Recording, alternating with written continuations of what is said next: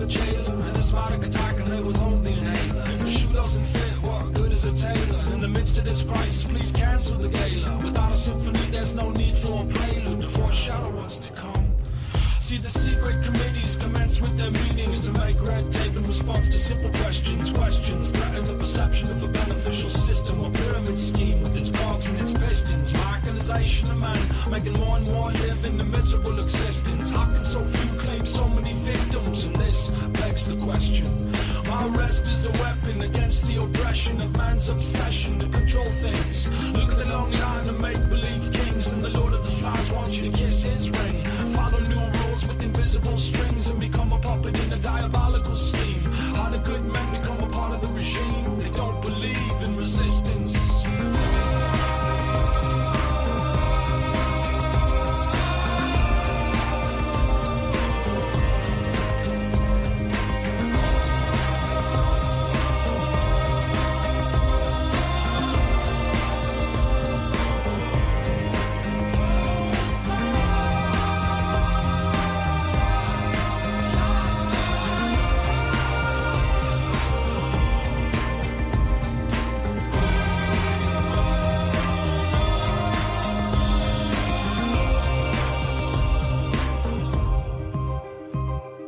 Lesson number one, overcome every fear of regret and confusion. It's all an illusion, delusion, sent to disconnect the holy fusion of the spirit and the flesh. Every mortal breath's meant to bring forth fire, but only when the fear of death gets consumed on the funeral pyre. So let the flames rise higher, and let every man be considered a liar. If he doubts the goodness and faithfulness of God, itching ears will compulsively nod in approval when unbelief is taught in all our temples and schools. But God can restrain the madness of a fool. It's true through the mouth of a mule, and you can move a mountain without any tools. It just takes the faith of a little seed to make a way through what might seem to be impossibility. And the ability will match the occasion. The outcome will defy explanation. The liberation will not be televised when it arrives like lightning in the sky. Hold fast, like an anchor in the storm.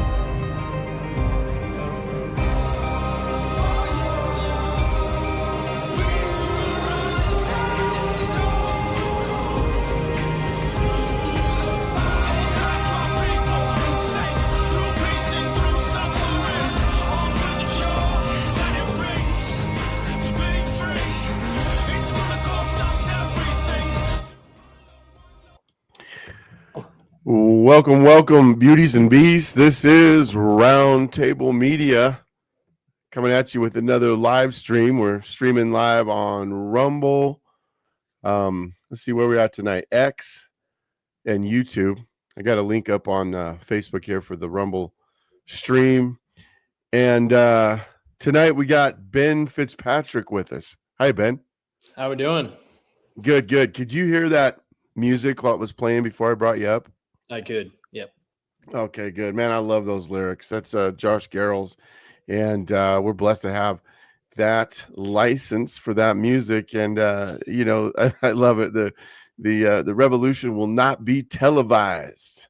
It's going to come like lightning in the sky. And he's a great Christian artist, and I love that guy. But man, welcome. We've been talking about this for a minute, and I'm so excited to have you on here because you got some spicy stuff to talk about. Oh yeah, excited to be here. yeah, this is great. So basically, to kind of get into this here, I put up the description about this, that someone who is looking at what it takes to unhook from the beast system. Yeah. So maybe I could preface it with that, because that's kind of what I see. And you're making a stance, you're drawing a line in the sand, and you're saying, you don't own me, and that I am a free man. So if you could just kind of explain, first of all, what actually got you interested in this, and then what has been your journey here as you really pursued it, Ben? For sure. Awesome. Thank you. I would say, to get into the basic introduction, about 3 years ago, I was introduced to a gentleman who worked for my father and still does. And we were briefly talking about one day, we were talking about taxes and just all of the different things about. I've been really interested in law for many years, but I've never known enough information about it. And he was telling me this story. He's like, well, you don't have to pay taxes. And I was like, holy cow, what? Mm-hmm. Yes, you do. I don't believe you should pay taxes. I think people should pay, different prices for different things. That's not taxes. Right. That's what we would call apportioned taxes, I believe. Sure. Yeah. Yeah. And he was saying, no, there is no such thing as taxes. And I'm living proof of it. I've successfully started a lawsuit with the state of California, which is probably one of the hardest states to sue. And he won because the IRS charged him taxes and they sent him letters every couple of years telling him he had to pay. And for every letter that they send is a harassment letter. And it's a $10,000 fine on each letter they send him. They sent him 5 letters, and he sued them for $50,000, and he won. And that's amazing. That was like the first thing I ever learned about any of this stuff. And I was like, man, this is really cool. I love conspiracy theories. So, and I've gone through, I've gone through all the ones that I can, Flat Earth, 9/11, and Pearl Harbor, and everything, the gas chambers. Yeah. All the wars. And I love looking into them. So I was like, all right, I'll look into law and see what law says about all this stuff. Yeah. So he sent me to a couple different guys and I got more familiarized with everything. And then I zeroed in on one specific gentleman who is a couple years into doing this, but he had a lot more experience than anyone I had ever seen. His name is Brandon Joe Williams. Joe Williams. Okay. Where can we find him if we wanted to look him up? So his website, he's on X and Instagram, and he's probably on everything. He's on YouTube as well. But his website is onestupidfuck.com. Okay. Yeah. It's probably my favorite website. You know what? That makes it easy to remember. Oh, yeah. Very easy to spell out on a piece of paper for anyone to do. So super easy to, and I think the reasoning behind that is because for this type of stuff, if you dumb it down, it probably won't get taken down. So if you make it look like it's almost a joke at first, and then later on it's way more serious, here's the real details. I think maybe that's one of the reasons why he doesn't get into such a thestatenational.com or something like that, because he would probably get shut down a lot faster. So I learned everything that I know to this day pretty much primarily from him and anyone that he has recommended.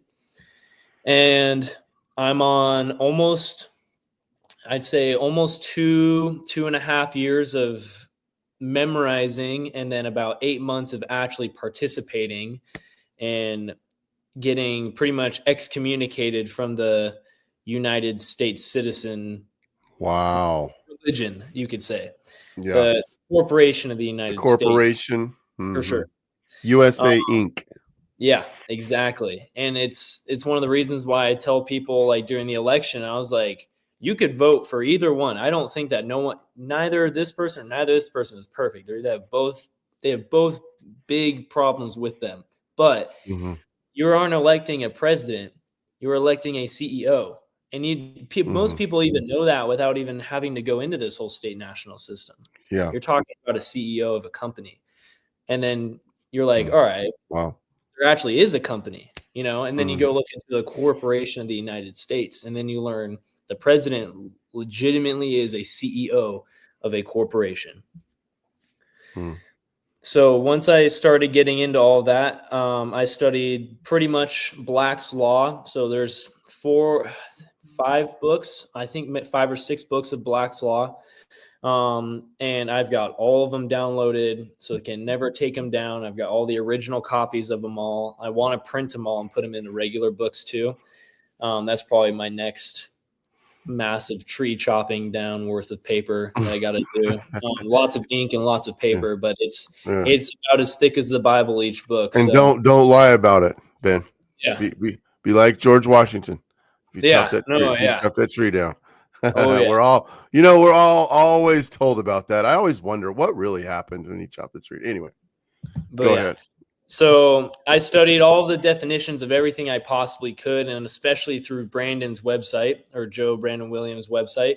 Yeah. He goes into real depth of specific laws, a lot of USC laws that are primarily based towards this stuff, as Mm. little as the definition of what a driver's license is to the clause of how much someone would have to pay if you were assaulted as a state national. Okay, And so if I could stop you right there, because sure. we're going to have a lot of people that are just at this point like, WTF, like, Yeah, what are for you sure. talking about? So I want to hit just like, if we could just bullet point even 5 things, Yeah, and if help you out, like, with regards to your license, what that means, what it looks like in the alternative, and why you would ever think that you have the right, the freedom to tell somebody you don't need a license to drive a car, and then a couple other things that is important to you. for sure.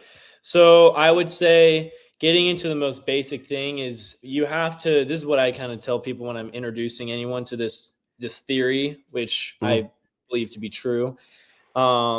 The term sovereign citizen is the most floated around term, and I would say probably all of law history. Whenever Yeah, you get pulled over by the douchebag who has his window just a crack open and he's videotaping you and he's saying, "Oh, I'm traveling," yeah, people yeah. go, "Oh, that's a sovereign citizen." They've abbreviated it now. We got a subset. Yeah. We got Oh another yeah. subset.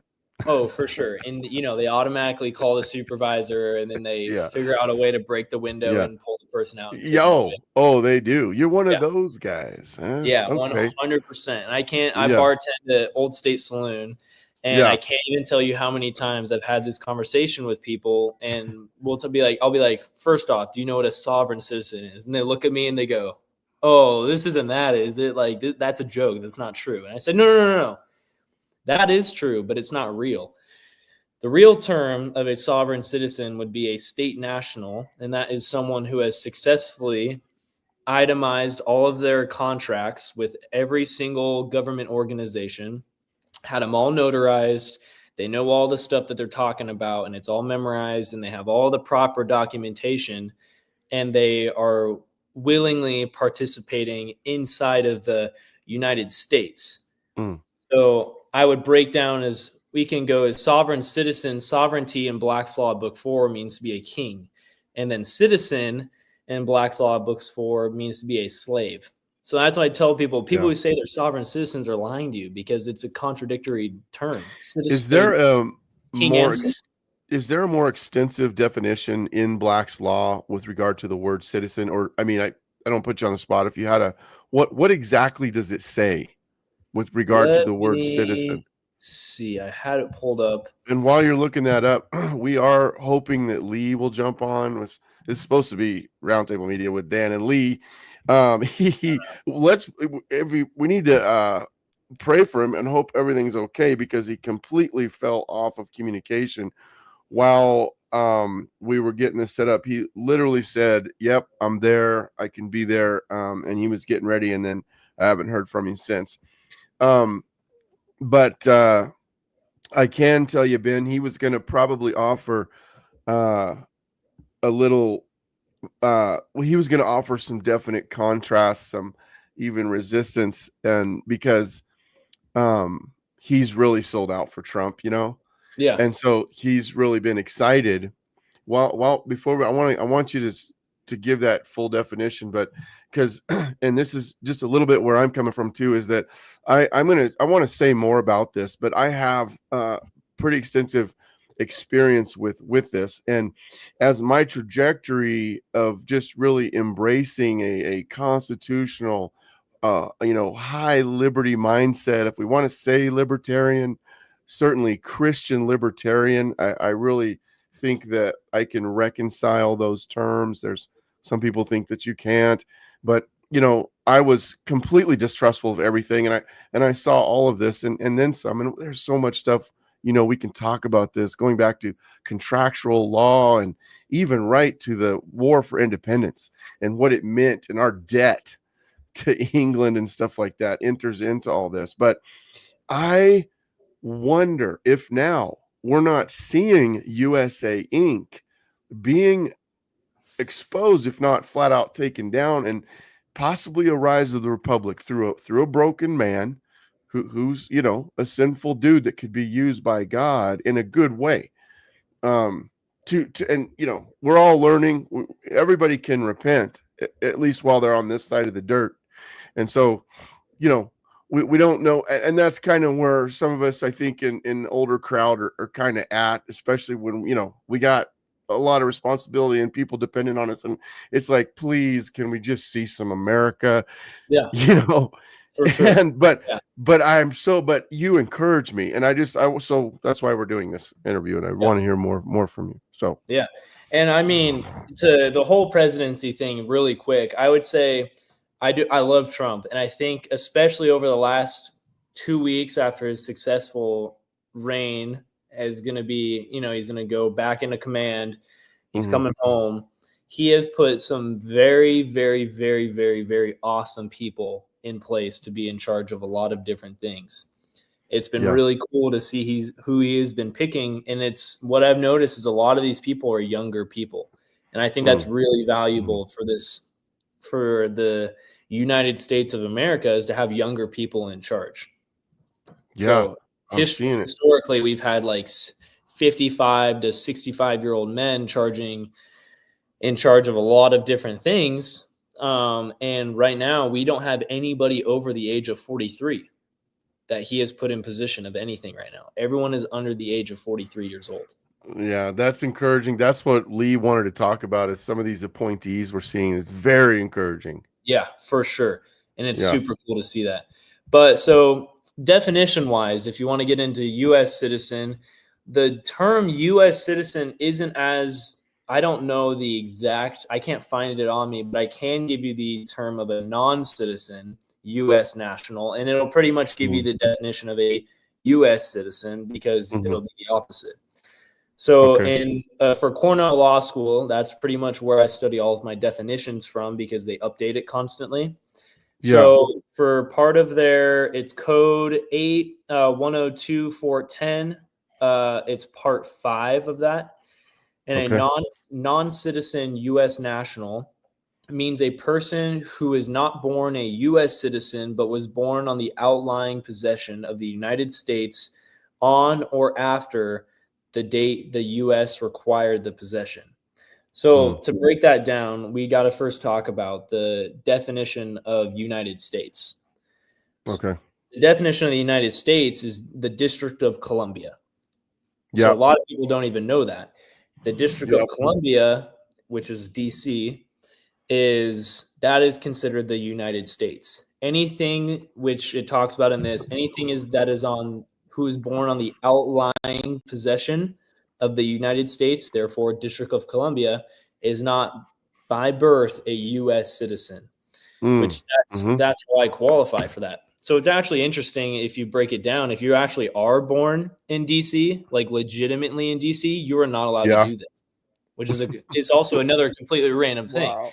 But Wow. no one can be because it's the capital. So everyone qualifies for it.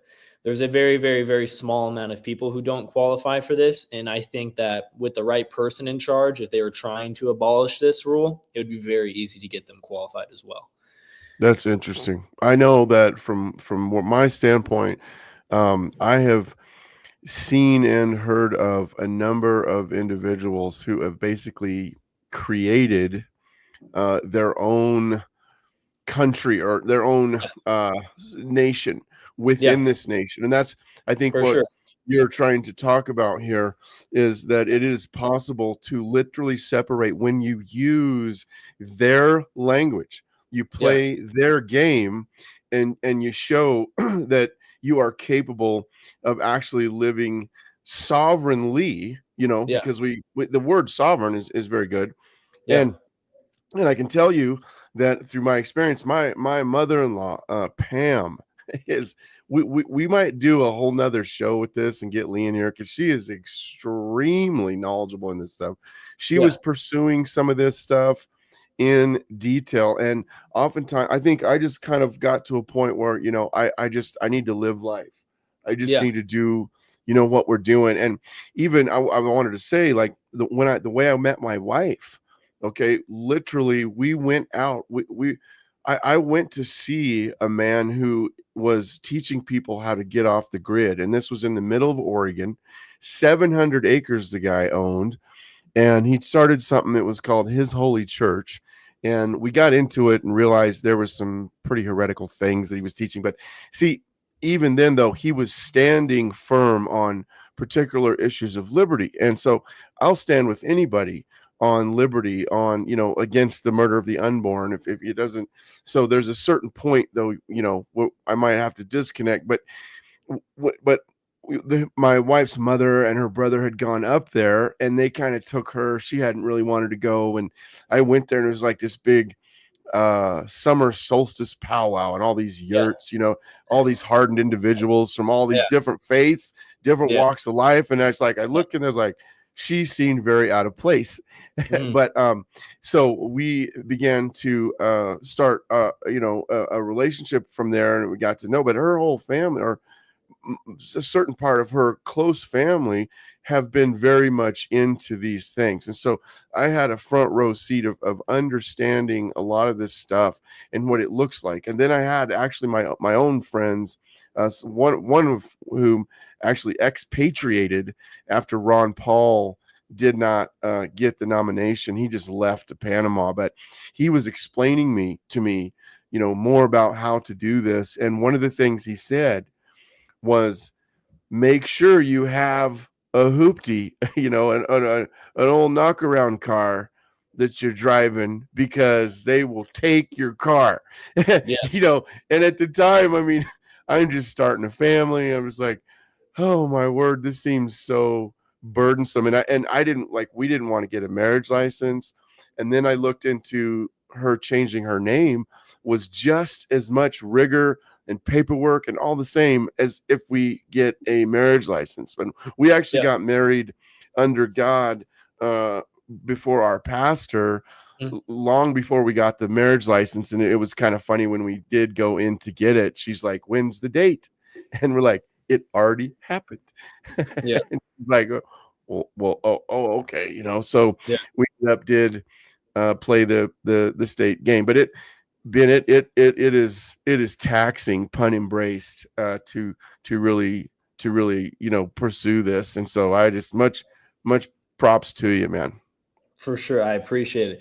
To get into two of the things that you said really quickly. So Brandon Joe Williams has actually successfully created his own nation. And that is it's through signed by the Department of State, and it's already been officially a nation, and it's the nation of the Amnesty Coalition.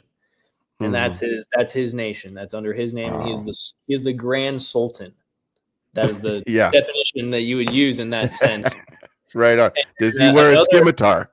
Yeah, no, yeah. So he actually has photos. They're coming out. He's creating his own IDs and his own license plates, and I will be able to obtain them once I become a naturalized person through his nation and not the United States. So what is that? What does that look like? What do the license plates look like? So he's a comedian of some sorts who's also in this, obviously by his website name. But so he has a obsession with pickles, like the cucumbers. They're good for you. Pickle juice is really good for you. He calls all of his followers, which would be a U.S. citizen for the United States of America, pickletarians. So those are I love it. Those are the people of the nation. So I would be considered. I would be a pickletarian of the Amnesty Coalition nation, and you would just apply for a plate, and you would apply for an ID, and that's how you would get into it pretty much. Once you are able to prove all of the same stuff that I've proved to undo my U.S. citizenship, essentially. And then one more thing that you mentioned, along with marriage licenses, is that when I get married, is I'll just get a marriage certificate. So a marriage certificate, you actually don't have to get it. It's pretty much between you, God, and a pastor. Yes. And that's how marriage should be. Absolutely. The reason I tell people that makes more sense, the only reason it wouldn't make sense is that if you are using marriage as a taxable deduction as well as Mhm. being in marriage, which for me, Yeah. someone who doesn't pay taxes successfully, it doesn't matter. So I Yeah. just need the certificate. So that's what I've Yeah. told people. I'm like, hey, if you don't want to give any of your information to the government when you get married, just get a certificate. They don't need any Mhm. information. They just need the Yep. date, Yep. essentially. Then you can be legally seen as married, but also not governmentally seen as married.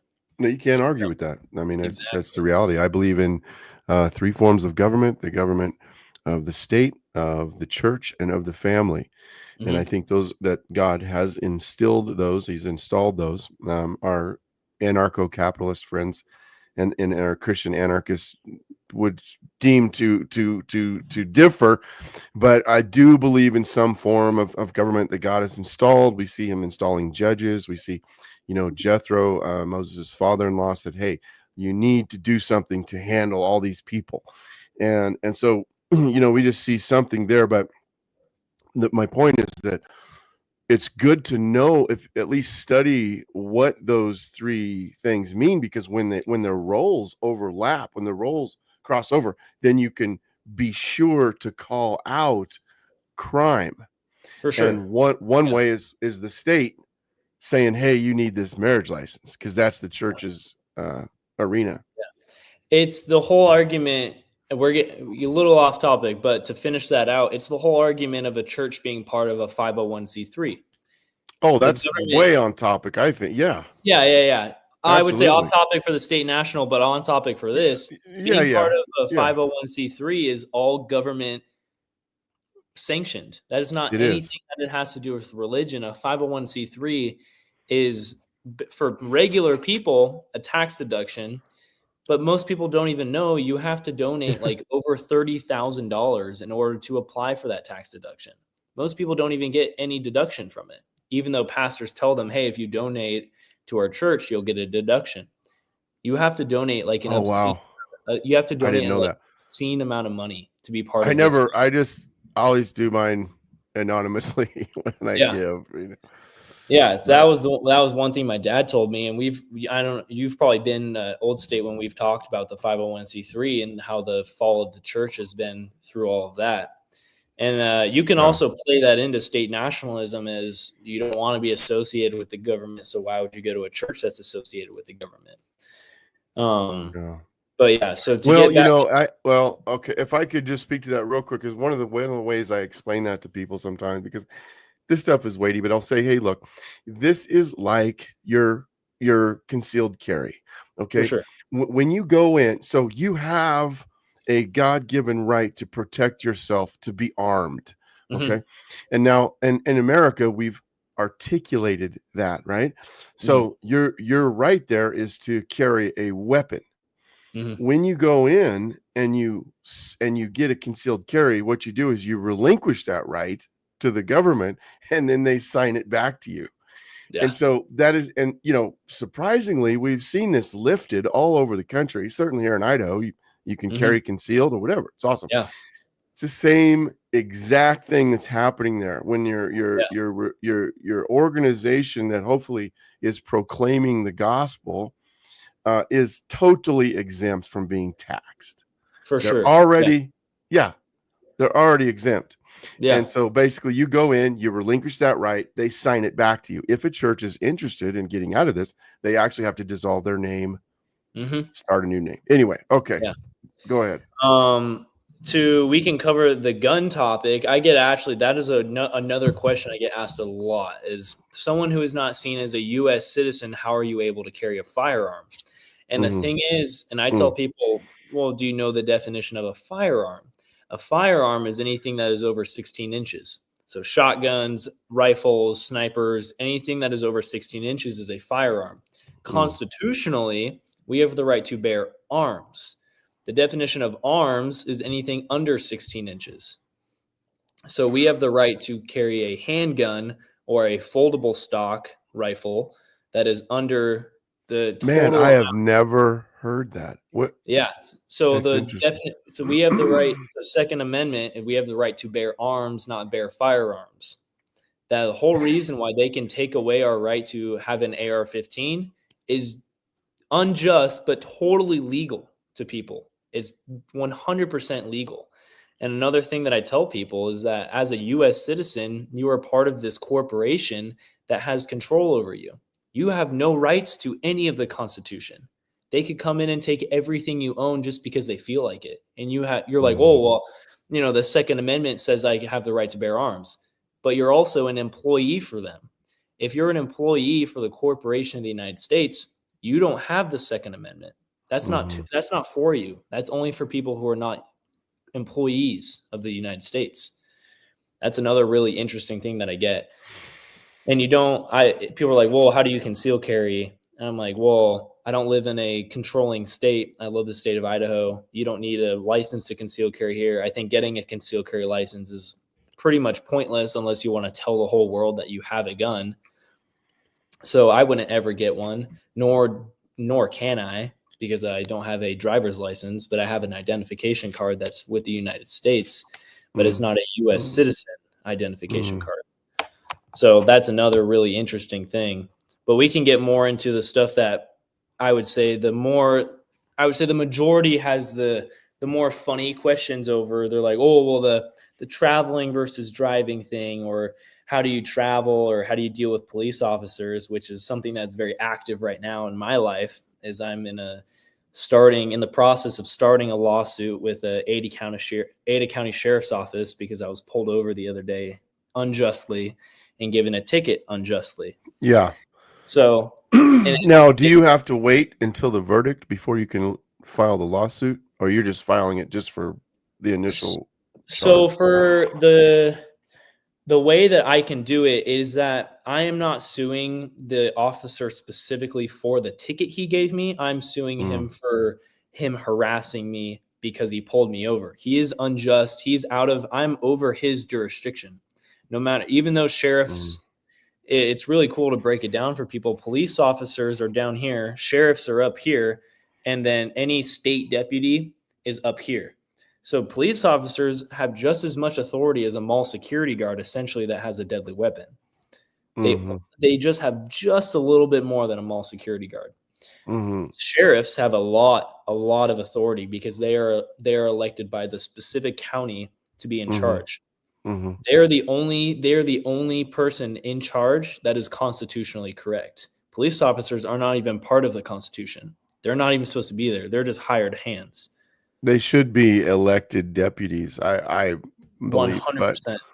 But yeah, that's one of the reasons why I tell people voting matters. But I would say voting matters way more for your local sheriff or local. Oh, by far. Yeah. Oh, 100%. People don't realize how important it is to have a man who loves freedom in that position. And there could be massive change enacted. We just saw the total inability of people to understand that in this last election here locally. But anyway. Yeah. That's one of the things that I get upset about is that the regular election doesn't even matter. Whoever is president, that's not who's going to change anything in your own county. Your own freedoms are between you and your sheriff. That's not between you and in the United States, Yes. Once it gets to that point, then we won't even have sheriffs that have that type of status. The day that people are actually in charge of presidents are in charge of anything, sheriffs could be abolished. You won't even need them. So that's why, voting for a sheriff right now is so important, because they should never, they're constitutionally sound. He can actually tell the president, no, right? Yeah. Within his own jurisdiction, based on the oath he took to the Constitution of that state, and to protect his constituents, to put him in. Yeah. It's very powerful. We actually saw that a lot in a couple of different states during COVID-19. Texas sheriff, he was very, very, very mouthy back at the president, which was Trump at the time, but he was also mouthy back at within his own state. He went to the governor and told him no. He went to a couple different people. And I think there was a couple instances of that in Idaho as well, where the sheriff was like, no, we're not doing this. People can wear a mask if they want to, but we're not going to force anybody to. That is completely unconstitutional, which I think more people realize that the sheriff has a lot more power than there really does. Oh, I just encourage everybody to go read the book, the county sheriff, your last great hope by Sheriff Mack. Now, Yeah. to clarify, obviously Jesus is our greatest hope, but this Yeah. is in the context of your physical moving around in the place that you live, and whether or not your rights are going to be protected. We have a constitutional sheriff right here I think his name is Larry Kendrick in Mhm. Waihee County. Every single mandate that came down the pipe, he completely rejected, and they were experiencing all kinds of freedom there, so much so that people were showing up there, and they're like, okay, you can go home now, because they like their freedom, they like their solitude. It's a smaller area. There's another sheriff up north. He's completely off social media, but his last name is Wheeler, and he's done a lot of good things. But it's so important. Yeah. 100%. And that was one of the reasons why, especially people locally, should have looked more into Doug Travel. Oh, I That know. that one could be a really quick mention. But yeah, Doug Travel was a true constitutional sheriff. And I actually I was lucky enough to sit down with him for a couple hours and talk about this situation with him, and about Really? state nationalism and all of the laws behind it, and how it's constitutionally sound, and it's all broken apart in these different pieces, and why you shouldn't be a U.S. citizen, why you shouldn't pay taxes, and all this stuff. And he responded He affirmed it? he was, Wow. he was astounded to hear it. And he's like, dude, I have never heard someone successfully do this before. I've never actually seen so my passport is my only identification, and a U.S. citizen can only get a 2-star, and I have a 4-star, which gives me diplomatic immunity. And I showed him this. He's like, dude, this is what he told me. He's like, hey, when you are able to get proof that you can do this, let me know. And I said, oh, I have proof. And I pulled out my passport, and he looked at it, and he said, I have never once in my life seen someone with a 4-star passport that is not a governor, an attorney general, a chief of anything. You have to be very high up to get a 4-star or a 5-star passport. And he's like, dude, this is totally possible. And I would love to have you, if I'm elected, I would love to have you actually talk to every sheriff or every deputy that works for me at Ada County Sheriff's Office. And I said, dude, I would love nothing more to do that. Man, that is amazing, Ben. I know, I knew that guy was straight up. We were watching him, we were doing a little campaigning for him, and the links everybody went to bring awareness to Doug. Like, the signs for him were massive. They were like little mini billboards that everybody put up everywhere. He was meeting. We did the debate, and literally it was a landslide for the entrenched Republican. Mm-hmm. Yeah. It's like people don't, and they still didn't know. I talk. Oh no, who? Yeah, Doug Travel, the guy we needed and stuff. Yeah. It's just amazing. We're still seeing the neocon rhino thing. Yeah. Despite some of the good things at the federal level. It's just, that's backwards. Sure. We should be able to get way more done locally. But go ahead. Yeah, for sure. I would even say, like, especially from bartending at Old State Saloon, he comes in all the time, and a lot of people who work with him. I've had state legislation people come in, state senators. I've had all these people come in and meet at Old State Saloon, because it's just the nicest place to meet that you can actually. It is such a great place. Everybody loves Old State Saloon, and it's got national attention, man. You know what? I love going in there early mornings for coffee, because it is so quiet. It's so much nicer than some of these for sure establishments that serve coffee. Nice. For sure. And that's one of the things there, is that they're so powerful at doing everything local and everything, and the people that we endorse are also local, and the correct people that should be in office, and all of that type of things. But to get more back onto the state national track, once you break down the definition of a sovereign citizen to people, they're like, okay, all right, I see that you're not this, but then so what are you? And how did you get to that point? So I've pretty much taken every document that I've ever signed, including my birth certificate saying that I was a U.S. citizen, everything, hunting license, fishing license, driver's license, passport, anything ever that I've just, the little check mark you just automatically click on your computer because you're like, oh, yeah, duh, of course I'm a U.S. citizen. Sure. That is you. That check mark is you agreeing to the terms and conditions to be a corporational slave, a Chattel. citizen Yeah. of the United States. And that, I think, is the biggest eye opener for people. They're like, whoa, I didn't even know that the United States was DC and not the entire United States. And they're like, oh, well, where are you born? And I said, well, I was born in Newport Beach, California, Orange County. And they said, well, that's still in the United States, because then how are you a U.S. citizen then? And this is the part that a lot of people can get confused, is because every state that you look at, any of their paperwork, it has the United States seal on it, as well as it does the state specific seal. And that's what that's what brings it into the corporation. So by saying you were born in the state of California, the word state in there brings it into the corporation. So when I tell on my passport, you would say, you would, on when you're completing the DS-11 form for your passport, you would just put CA for California. But I put California all spelt out because I'm not part of California corporational, which is the capital C dot capital A.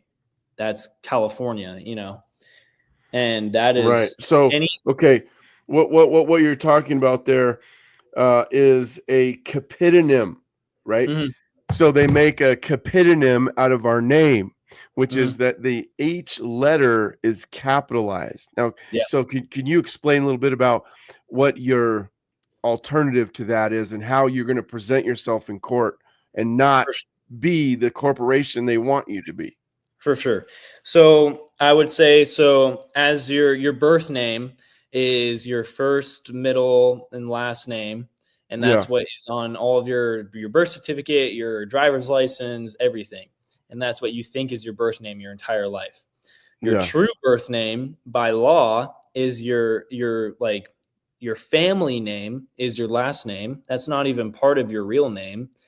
Your real legal name, not committed to government, not on any ID, but as seen as a naturalized person, not a U.S. citizen, would just be your first name and your middle name. And that's all. So I would be seen as Benjamin Rush if I was not in a government capacity. So do you think, so you see that's the most privacy? Yeah. Or that your last name is like it's a piece of property, right? It's your intellectual property. It's yours to keep, that you don't have to show people. Is that I would just say fleshing that out in my own mind. Yeah, your last name is just your given name. That is automatically given to you because of your generation.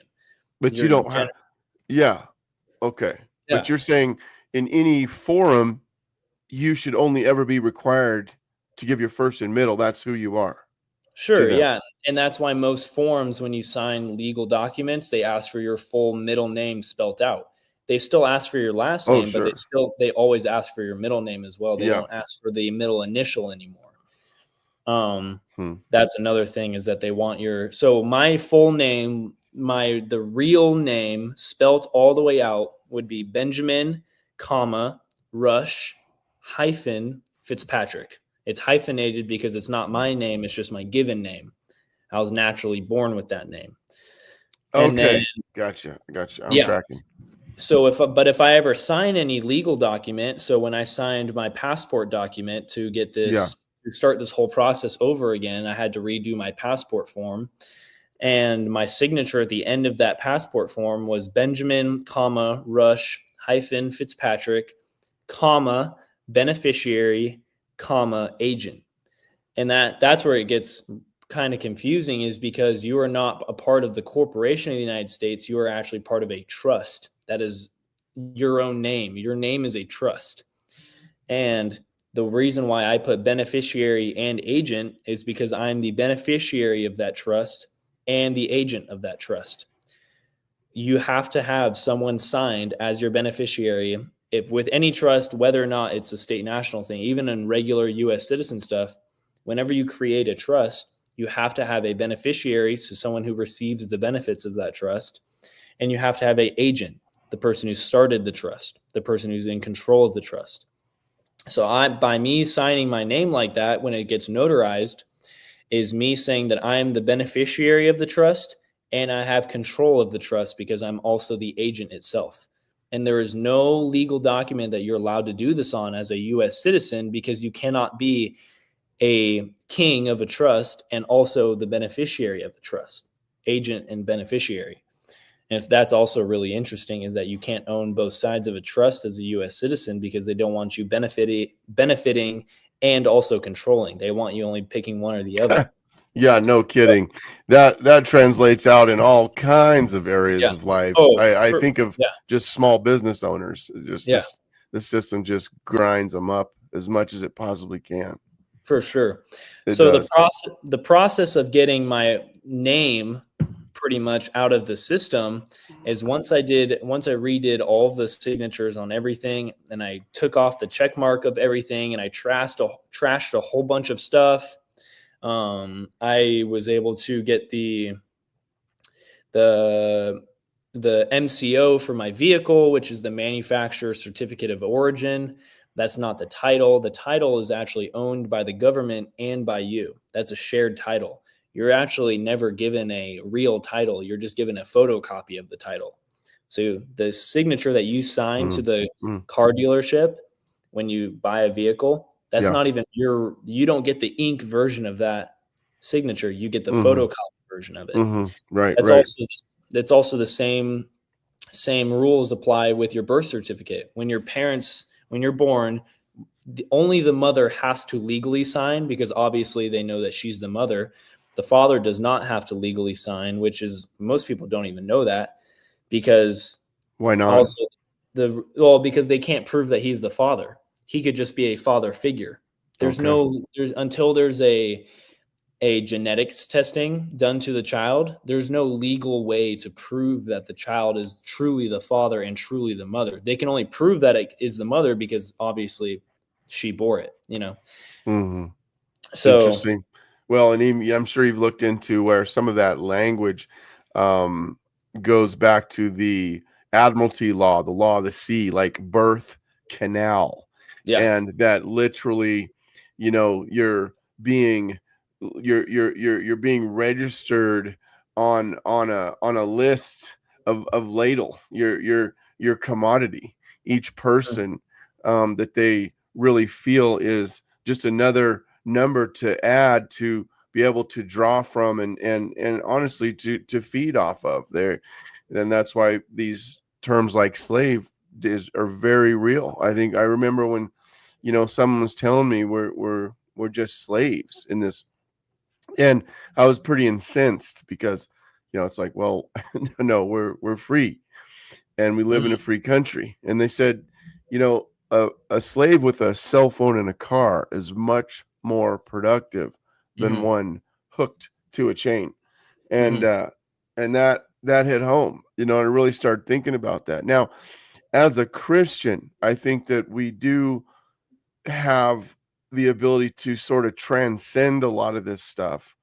yeah, Even if, hey, listen, even if you are shut down in a room by yourself and beaten like so much of the persecuted church around the world, you can still find that immovable hope, that unshakable sanctity we have in Christ, right? And so we can say I'm free ultimately in Christ. But when we look around at us in this country we're living in, we have actually been given this system of freedom drawn directly from Scripture that we should be able to operate in so many industrious, creative, beautiful ways, that many of those ways are being suppressed, and they always have been. And that's and that is the way in which they feed off of us. We're food bags basically, and we're considered chattel. We're considered very stupid. and so that's why they do stuff in the open and blatantly, and we're seeing more of that exposed, which is exciting. And Yeah. really, it's even given some to question, like, why would they want to eliminate so much of us when, we're the product? Yeah. But they do, and because there are ultimate designs on things, and they want, it's just about power, and all the Yeah. money they have is just grease to get them closer to power. Yeah. We say who the hell is they, but they really are the big money families that have always socially engineered whole nations and manipulated whole governments. And in Yeah. 1913, many would say our nation died in so Oh, many ways. And so anybody can go read Griffin's book, The Creature from Jekyll Island, and understand what they did. And when they privatized our treasury, it was a complete violation of what the founding fathers set down. We yeah. can always go back. They weren't perfect, and they had some things they didn't maybe set down like it should have been, but most of that is so sound, is so solid. And when we see problems, we find that those things are violated. Now, that said, it's not a holy document. I was going to ask you, Ben, what is your honest take on what the Constitution is? If after going through this, have you heard some of those guys speak about it itself being an enslaving document? Have you heard, what is, how do you feel about the Constitution? I think that the Constitution is really helpful for people who are not part of the corporation, because Okay. by definition, like we talked about earlier, someone who is a employee of the corporation of the United States, or a U.S. citizen, by Mm, definition, hmm. is not it's not applicable to them. No, nothing in the Constitution is legally applicable to them, but they pretend all the higher ups in the United States pretend like it is. Yeah. Yeah. That's how I was saying, they could flip a switch and take everybody's guns, anyone's firearms away, not their arms, but their firearms away, because they just Yeah. feel like it. So That's you're what. saying that within the system, Yeah, that the Constitution could actually be operating more against you than you think. for sure. Yeah. And this was something that I really struggled with, that it ended up causing me to kind of reject things, just because I think I can stand pretty solid on the Constitution and explain how there are very biblical things there. But I'm very interested in this. I don't want to. I know are you running out of time? No, we're good. I Because can go over a little bit. I want to hear more from you. And then what I want to do, I'm going to play a little clip from this Okay. amazing film that everybody should watch. Yeah. America, Freedom to Fascism. I'll give a little intro here before we do, but go Okay. ahead. So I found the definition of a U.S. person. That is not the definition of a U.S. citizen. It's actually different, but it can be used. It can be used. Person is a good word. Yeah. Person is a good word. We can say So, person. Yeah. It's 31 USC 594, and it's the term U.S. states person or U.S. person means any United States citizen, permanent resident alien, entity organized under the laws of the United States, which is including foreign branches, or any person in the United States. So, but then you have to remember, well, the definition of the United States is the District of Columbia. So this is all the whole U.S. person, U.S. citizen, United States citizen, anyone that has permanent resident alienship. They're all part of if they're still part of the United States, it's still not any better for them. The only people that are the like if you look at, let's see, if you look at 22, it's a CFR instead of a USC, and it states that the burden proof of being a U.S. citizen or non-citizen national, which the non-citizen national is what I am, a state national, lies within the applicant itself, meaning that you state that your claim is by that's your definition of it, meaning your state your claim, then simply Yeah. prove it.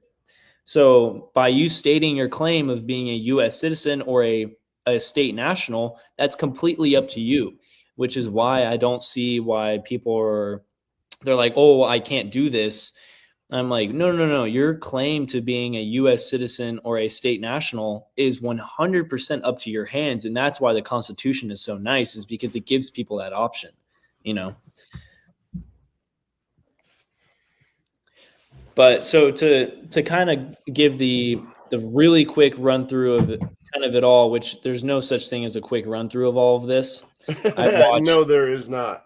I've watched over the simple thing is I can tell people never ever act upon anything as like if you're transferring from a US citizen to a state national, never enact upon anything unless you are 100% sure of what you are enacting upon. Don't go giving up your passport. Don't sign away your driver's license until you know what that 100% means. You know, that's why I studied this for almost over a year, just definitions. I just learned. I never did one thing to bring me into the next step until I was 100% sure I could do all of the steps. And then, you know, as I do a new step, I always learn more about the old steps and the new steps to come. That is one important thing is I know so many people that have gone in, they're like, all right, boom, I'm diving into this. They jump in and just like, they have no idea what they're doing. And that's how you can get in legal trouble. Absolutely. Because you can't be in between. You can only be one or the other. You can't be like, oh, well, I'm not going to have a driver's license, but I'll still be a U.S. citizen so I can get drafted or go to jury duty. There's not really get my tax return. Yeah, there's not, or like your Social Security at the end of, what is it, when you retire, you get your Social Security benefits. You don't get those as a state national because I really don't think they're even going to be there. I mean, they've treated it as a trust fund. Yeah, and they've taken from it.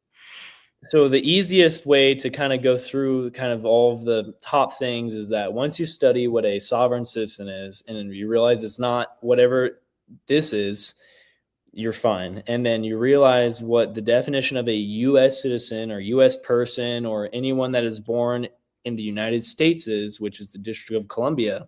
That kind of exposes all the truth behind it. You learn very quickly about all this stuff that they're just lying to you about blatantly. Yeah. And then your next step would be, well, if you want to enact upon it, totally do it, but just make sure you're studied on it. And then, as we do more and more videos like this, I can get more into context of what the process is to do it and the benefits and, some of the things that, for example, you can't do jury duty, which I don't think anyone would be opposed to that. You can't get drafted. You can only elect to be drafted or to go into the military. And then that's a big one there. Yeah. They just implemented the draft. Yeah. So I actually have received multiple draft notices. You have? I have. When? And I have not opened any of them, and I've just thrown them away.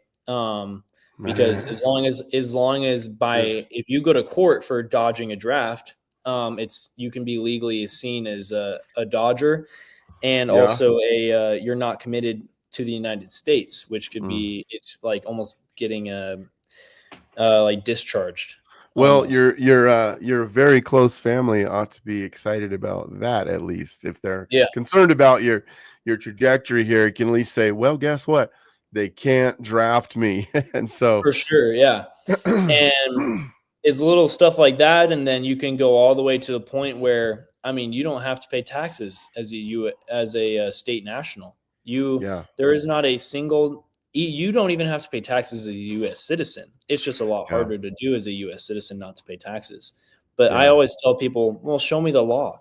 Show me the law that says you have to pay taxes. There's not We're going to look right at that. You are going to love this film, but I want to say within this film, at one point, somebody asks Aaron, do you tell people not to pay your taxes?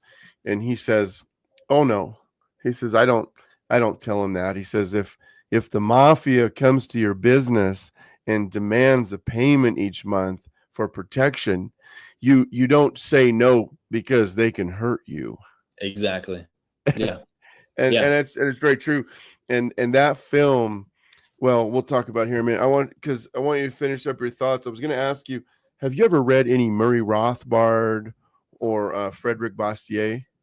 I have not. So you haven't read The Law by Frederick Bastiat? I have not. Okay, well, I have a book for you. This is yours for being on the show today. Okay.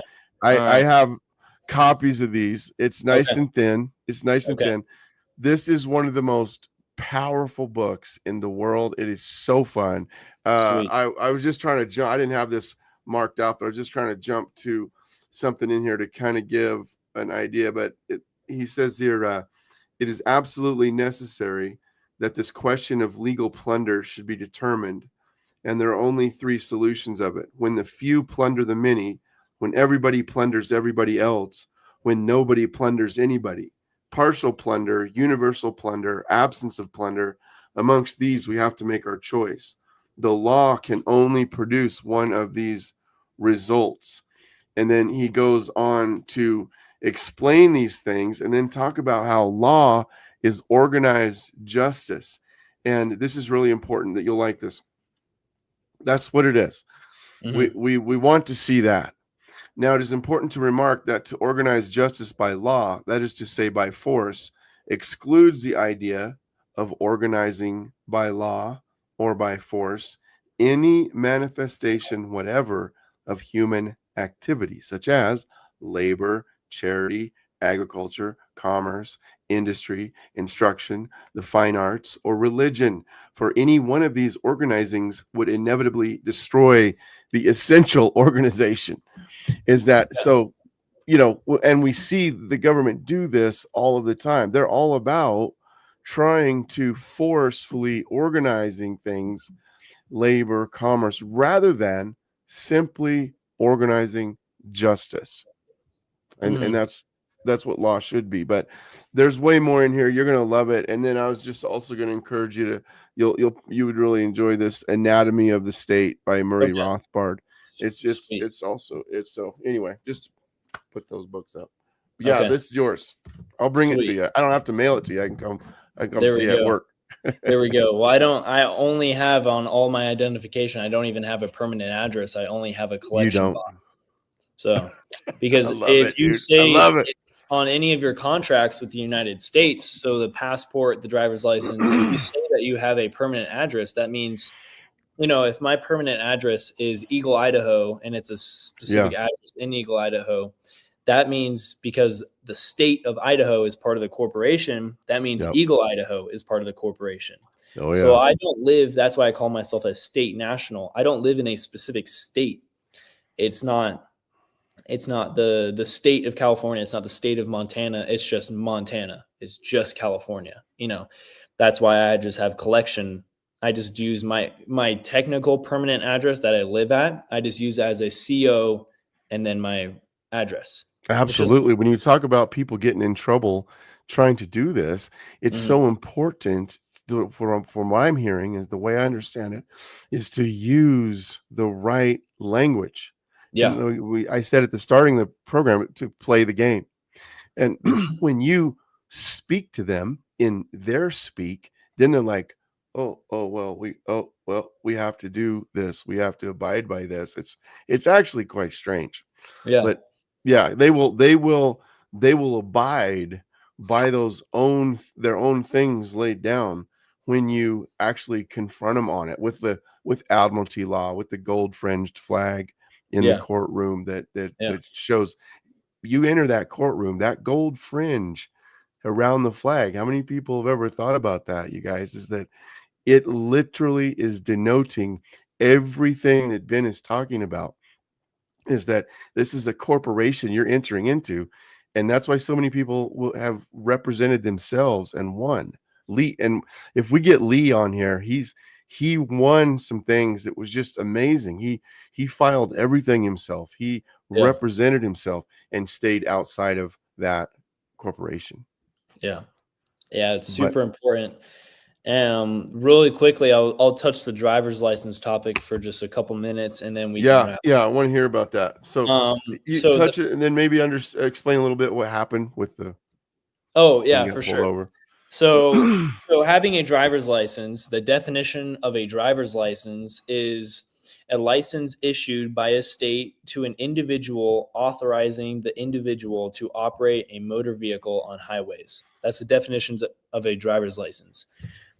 And then, so the definition of employee is someone who is an operator of a commercial vehicle, commercial motor vehicle, Mhm. including an independent contractor when operating a commercial vehicle who is employed by an employer. So technically, you can also say that U.S. citizens are employees for the corporation, of course, because it's a corporation. Yeah. There has to be employees. So anyone who is a U.S. person is also a employee for the corporation. The only reason that you have to have a driver's license is because you're an employee. If you're no longer an employee, the the real, if you look into it, the license means to operate in commerce. So that Mm. is someone who is actively making money while Mhm. driving. I know it. It says it right there in the law. Yeah. So if you are not operating in commerce, so if you're not a UPS driver, Uber driver, FedEx, whatever, Amazon delivery, or even like a if taxi driver, whatever, you could be doing. Yeah. You're driving a trailer that has a fully built car to go off roading in for a sponsored company. That's also for commerce. You are making money by doing that. You're being paid to drive as a driver. If you're not actively in commerce, so like when I drive to work, I'm not in commerce because I make money there, but I don't make money on my way there. So people are like, well, what if you use it to drive to work? Why is it? As long as you're not making money while driving to work, if you're not being Right. paid to transport anything to work, then Yeah. you're actively, it's seen as fraud. Having a driver's license is actually seen as fraud if you're not in active commerce. So I Mm. was, and so I was pulled over the other night when I was leaving work. It was probably about 12:30 at night. Bars close at 12. So I was on my way home, and I was stopped by a sheriff. And People are going to wonder, yeah, this is Idaho. Bars actually close at 12 here. yeah, They're like, Idaho bars what? close at 12. They have the option to close at 2, They but can't. Yeah, they can. during the week, it's no point to be open Yeah. till 2. On the weekends, we are Yep. open till 2. Yeah. So it was a regular, it was a slow weekday. Got out of there at midnight, and I was on my way home, and he pulled me over originally for no turn signal. I was going from lane right to lane left, no turn signal, and he was Mhm. actually operating his motor vehicle without any lights on to prove that he was there. So he was driving behind me with no lights. And I can't prove Wow. this. I just have a very, very, very, very strong opinion on it because I didn't see him, and I'm a good driver. I'm very awake when I'm drive, and I notice things around me, especially when I drive when there's Mhm. nobody on the roads, because Idaho Yeah. is dead after 10 p.m. There's not a Yep. single person on the roads on a weekday. So I'm And usually the last, and I take long routes. I just take the one road home. There's no one on yeah. these routes because they're just out of the way. Yeah. And so he pulls me over for no turn signal. He comes up to my window. I roll it all the way down. I don't like being the douchebag who gets the sovereign citizen, oh, Sure. great. I have to deal with one of these kids. I'm 19. I am, I got long hair. I'm 19. I have a firearm, or an arm in the car. A little And compliance goes a long yeah, way. exactly. And I was raised in a police family, so I have a Yeah. natural respect for police officers. And Yeah. after, Wow. Tobin Bolter for Ada County Sheriff's Office, he was the first officer murdered in the state of Idaho during his line of duty. Yeah. And I've been a lot slower when I talk to cops as well after that too, because they're all on high edge. This happened this summer. So he Were pulls me you over, at that? walks up. I'm sorry. Did you go to that funeral for I Tobin? did. Yeah. Yeah. That It was was the most cops I've ever seen in one place in my life. Oh, 100%. It was probably the saddest police funeral I've been to, but it was also probably the coolest experience as well. You know, it Seeing was. that, I had, yeah, yeah. I knew I had all the kids there. That was such a vivid and loud proclamation of the gospel, yeah, and and that's I what j- Tobin would have it was wanted for sure. amazing. Yeah. Yeah, yeah. Okay, go ahead. So I get pulled over. He walks up to my car and he says, "Hey, I'm Officer Fitzpatrick. Just happens to have the last name as me. I'm here with the Ada County Sheriff's Office. The reason I'm stopping you, or do you know the reason I'm stopping you?" Yeah. The question, they'll usually lead with a question because they'll want you to admit guilt first. Yeah. And I Yeah. said, Yeah. well, but I know that I'm not guilty. So even if I tell him what I did, it's not me admitting guilt. It's just me providing my side of the story. If you're a U.S. citizen and they say, well, do you know how fast you were going? I would never answer that question. I would say, oh, No. probably over this, I would never I say, don't answer questions. I think a lot of yeah, people understand that. yeah. Before I did all this and I would get pulled over and they said, it's usually for speeding. And he would say, you know how fast you're going? I said, oh, pretty fast, huh? And he said, yeah, pretty fast. And he's like, do you know how fast you're going? And I was like, no. And do you know? And he's like, yeah, I got you on the clock, whatever. And I'd be like, Yeah. yeah, you just got no admission from me. And now I can go to court and say that your gun that you used to laser me was off and not balanced that morning. And 99% Right. of the time it works. I know Anyways, it. They have a strict policy they're supposed to abide by to get that calibrated, and they don't. yeah. So you can pretty much go to court for any speeding ticket and you'll pretty much win every case. Also, they'll probably Yeah. never show up to a case like that Good because tip. it's not Good worth your tip. And please time. So, listen, if you're listening to this, fight every speeding ticket. yeah. It's your right. Go in there, and we need to Yeah. change laws on that. Anyways, for And another show. I man. would also, another thing that I would stress when you get pulled over as a citizen or as a state national, don't be willing to give anything in your car or give them permission to search anything in your car ever. They always, and my dad was a cop and he would tell me about the stories, is he would just lead people to give him reason to search his car, which is totally fine as a cop. You're not allowed to lie to a person, but you're allowed to lie to protect a person or to figure out if anyone else is in danger. By having an illegal firearm or drugs, you can presume that someone else could be in danger. So, they ask you, oh, have you had anything to drink tonight? Or, oh, do you have, I smell marijuana. Do you have any marijuana in the car? They're like, no. And you're like, oh, do you mind if I check? And 99% of people, because they don't have any marijuana in the car, they'll be like, oh, yeah, for sure. No problem. Yeah. And I can't even tell you the amount of times that they will either plant something, which, not a lot of cops do this. That's very rare. That's not seen often, especially now that there's body cams and stuff. It's not seen nearly as much anymore. Or they'll find something else to give you a ticket for. So a gun not loaded properly or extra ammo, or, they'll look for anything that they, the tail light of your car, whatever. They'll try to give you a ticket for anything. So I would never, ever give an officer permission to search my vehicle unless it is 100% necessary. The only thing that they are legally allowed to search your vehicle for is if there is a odor of marijuana or drugs in your car, or if there is alcohol in your breath, they can search for open container, or they can search for a identification. So if you refuse to give them a driver's license, they are actually allowed to search in 3 places in your vehicle. They're allowed to check your glove box. They're allowed to check your the container right next to the glove compartment. So you have the glove box, and then they have the little compartment, your center console, and then they're allowed to check under the seat. Those are the 3 places that they're legally allowed to check. They're not allowed to check anywhere else in the car, but they still do. So I would never, ever let a police officer search my vehicle for any reason. And if he did, normally if they stop you or you're talking to a police officer, say on the street, you can't just be ID'd in most states. Yeah. They have to have reasonable articulated suspicion. But this all changes during a traffic stop. Yeah. That now you have to give them your ID. And I don't necessarily agree with that, but a lot of people don't even know this one is, as a passenger of a vehicle, unless you're a wanted suspect, like, when they walk up to your passenger side of the car, if there's an extra cop, or they just happen to walk up to the passenger side because you're on a freeway or something, they'll 9 times out of 10, probably 10 times out of 10, ask for the passenger's ID as well.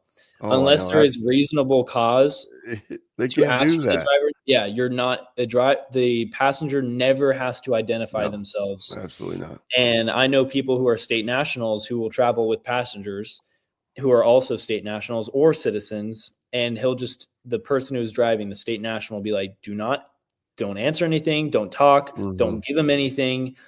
You are completely, you're vulnerable if you answer anything. And you were totally allowed to not answer anything. People think it's so offensive to cops to not answer anything. I think the Oh, yeah. 100% thing to do is to just be as respectful as possible. Sure.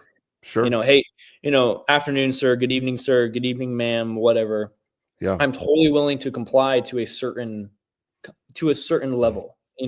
I won't, Yeah. I want all my rights, all that. So, I believe um, that is very true. It'll get you a lot further. And, I've always complied yeah, to an extent with when I was, living outside of Christ as a youngster and stuff.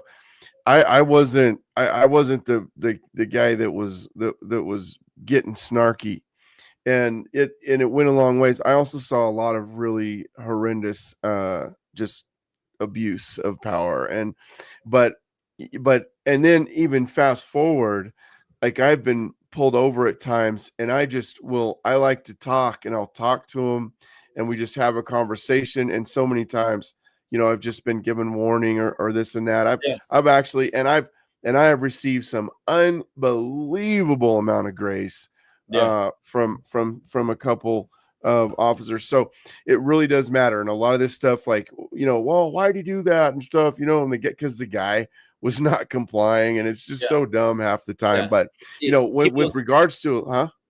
I was gonna say, people look at all this body cam footage that really gets released, and they Yeah, they trim it to where it yeah, appeases the people, and they get pissed off at the officer or sheriff I or know state it. trooper who's in charge.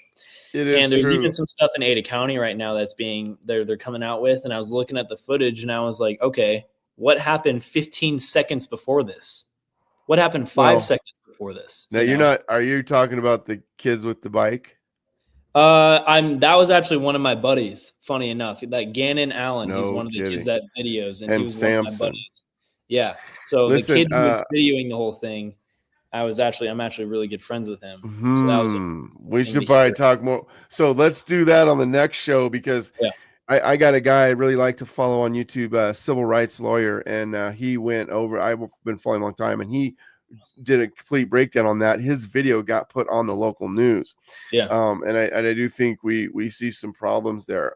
It's just so interesting where we've come now, because I was pretty concerned about the police state for a lot of years, and I have gone through my own learning process with that. But I just that's why I love your dad, because he's just got such an interesting angle on a lot of this. But what I was gonna say was what what so well, it's important to, when you're making these kinds of stances, it's important to know the words, the lingo. I want to make sure we get that out there, because it's different if you just say, I'm not talking to you, versus, look, I'm going to go ahead and stand on my Fifth Amendment right Yeah. now. That's just 100%. that's just an Yeah. example. There's so much. It's what you said earlier. The capitalization and the periods and commas, it's all about your punctuation, whether Oh, it's in it your is. So is. voice or whether it's on paper. Everything that Yeah. you do for police or for lawsuits or for regular legal stuff like DS-11s or any USC charges, it all Yeah. depends on just your regular punctuation of anything. It absolutely It's does. Well, um, I want to bring up this clip. We're going to look real quick here. This is America, Freedom to Fascism. Now, first of all, well, I'm going to tell you about it, but I want to make sure that it's going to work, and that we can still hear it okay. when I bring this up, because I've had some struggle. I love StreamYard, and when we've Yeah. had no problem sharing stuff, sharing clips, and then we've had a situation where nobody can hear it. So we're going to check that out. But okay. Okay. Oh, Lee's here. We're going to bring Lee on. Lee, Okay, sorry. where have you been, dude? Where did you go? Okay. Right here. No, Couch. hey, that's okay, man. We've been having a great talk. And listen, you come at the right time. I'm going to share this clip, but we're going to do a whole nother show on this. And I want to get my mother-in-law and my brother-in-law, because they're very well versed in this stuff. Just had a great conversation with Ben Lee. He's just really articulating what it means to extricate oneself from this current system and how it can actually be done. He's got a 4-star passport. Okay. So, it's interesting. He's doing it, but we're going to watch this and then we can talk a little bit about taxes because that's what this is about. But Lee, this is you've seen America Freedom to Fascism, haven't you? Yeah. It's been okay. Yeah. So Erin Russo was, you probably don't even know this name, Ben, but Bette Midler. She was an actress, and so he was actually her agent. So he owned a nightclub in Chicago. And this was, back in the day, and he got approached, like the cops were shaking him down, and he had to pay to the local PD there, and there was stuff going on, and at the end of the story, they burnt it to the ground. They burnt his club down, and all this stuff was happening, and it's where he came to the realization of things aren't quite the way they seem, and he began to do his thing and was an agent. But what he did is he produced a couple of films. One of them is I'm Mad as Hell, and then the other one is America Freedom to Fascism. When he filmed, produced, and edited that film all by himself, he was struggling with his battle with cancer, what actually ended up taking his life. But in this film, we're going to watch this. If we can't hear it, we can just talk a little bit about it. There's a particular lady I want to bring up here too that was imprisoned, a whistleblower for the IRS. But let's see if it works.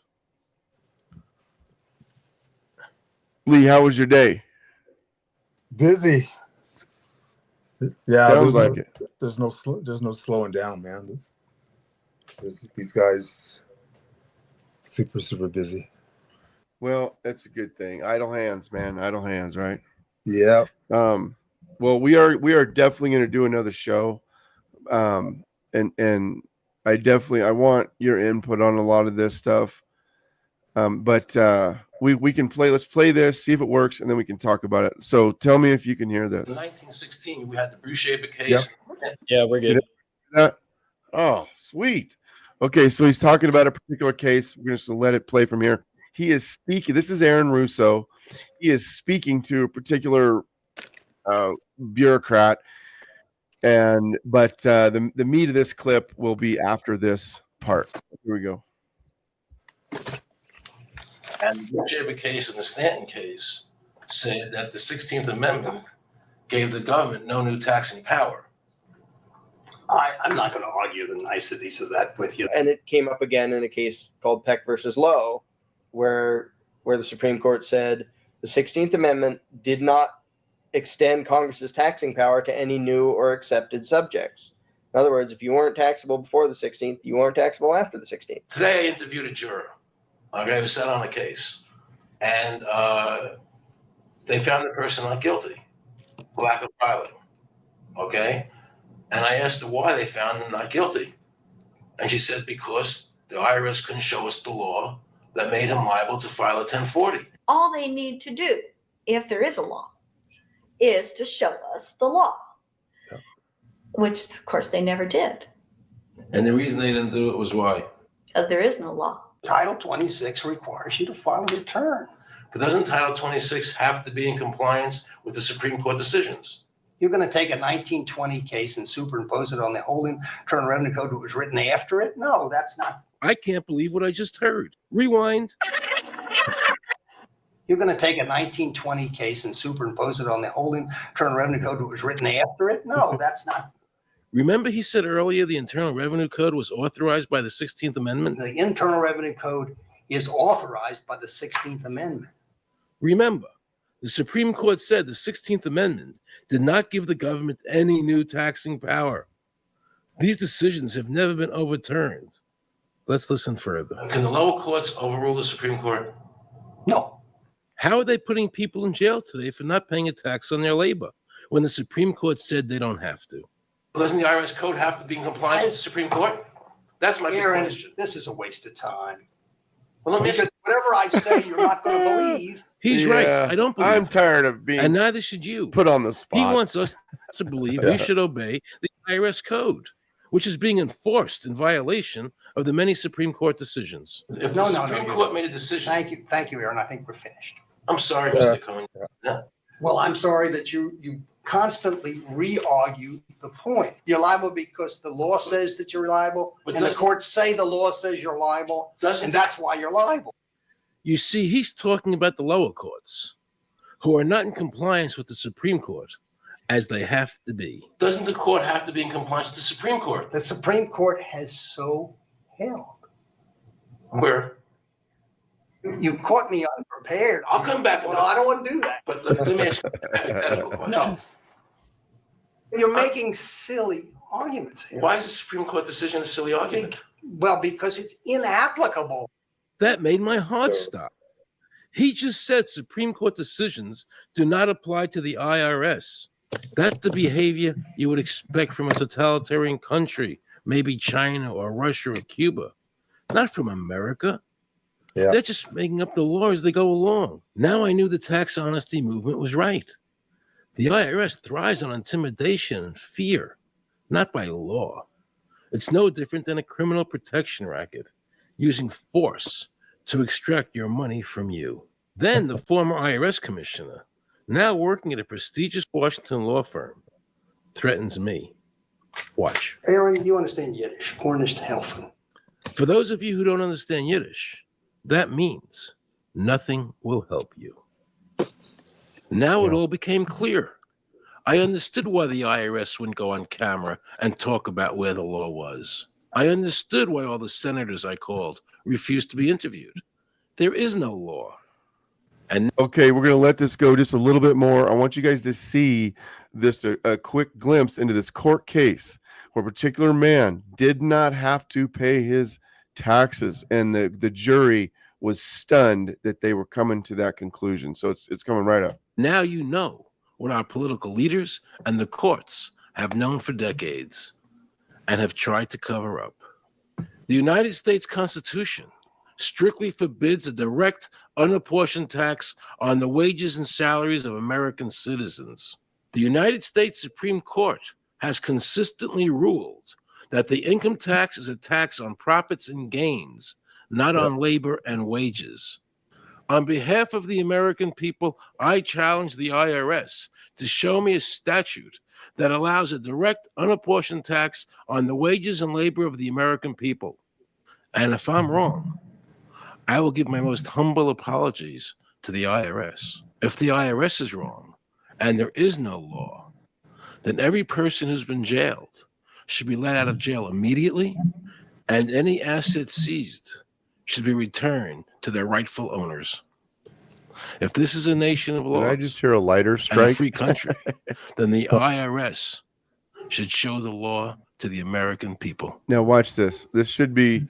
I felt an overwhelming need to understand why juries were finding innocent people guilty Okay, yeah, this of is not it. filing a tax return when there was no law requiring them to do so. So I went to talk to Marcy Brooks, a juror who used her common sense and did not allow the judge to railroad the jury into a guilty verdict. Whitey Harrell. He's a rancher He that was had being never. tried for 4 counts of not filing his income tax. Okay. And our question was, well, what is to decide?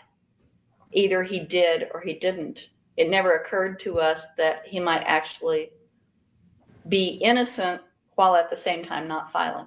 In the federal government, it is not a felony not to file taxes. Finally, they said, okay, if we're going to get this guy, we're going to have to put it in the state.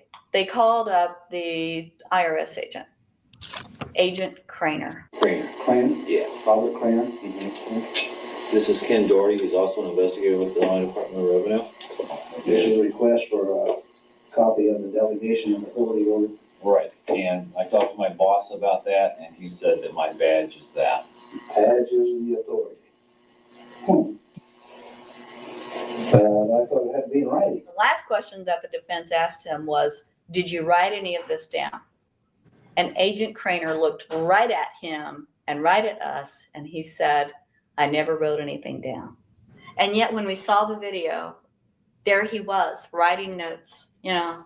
And so I'm thinking, okay, at this point, the judge is supposed to say, Agent Craner, it is clear that you have committed perjury. It wasn't even noticed. It finally came to the climax. Mr. Harrell looked right at the prosecutor and he said, I will tell you the same thing I have told over and over again to government officials. You show me the law that requires me to file a tax return, and I'll be glad to do it. And again, I ask, under what is the requirement that you claim and are required to do these things? And the requirement under the regulations is what section? My question to you is, what particular act are we discussing here that I am liable to do these things if you claim I'm liable to do? Your exact question would be again? Okay, what is the section that what? But I guess I'm still not understanding your question. Oh, man. Well, you must be familiar with what that you have the police powers to enforce. Yes. The prosecutor absolutely ignored him. And he started slandering Mr. Harrell. Just started attacking his character. They're calling us tax cheats. They're calling us fanatics. They're calling us weirdos. I don't care what you call me, but I have one question. Where is the law? Show me the law. Can't let this turn into a rational debate, because if they do, Hey, okay, guys, there you go. And there was a little more to, I want to just some of what ended up transpiring is that jury found him innocent. The jury themselves, once they got into the final deliberation, they then kept demanding that the law be shown to them, and the judge kept placating them, says, we'll get it to you, we'll get it to you. And then finally, like, hey, if you guys come to a decision, they finally come out of there, said he is innocent.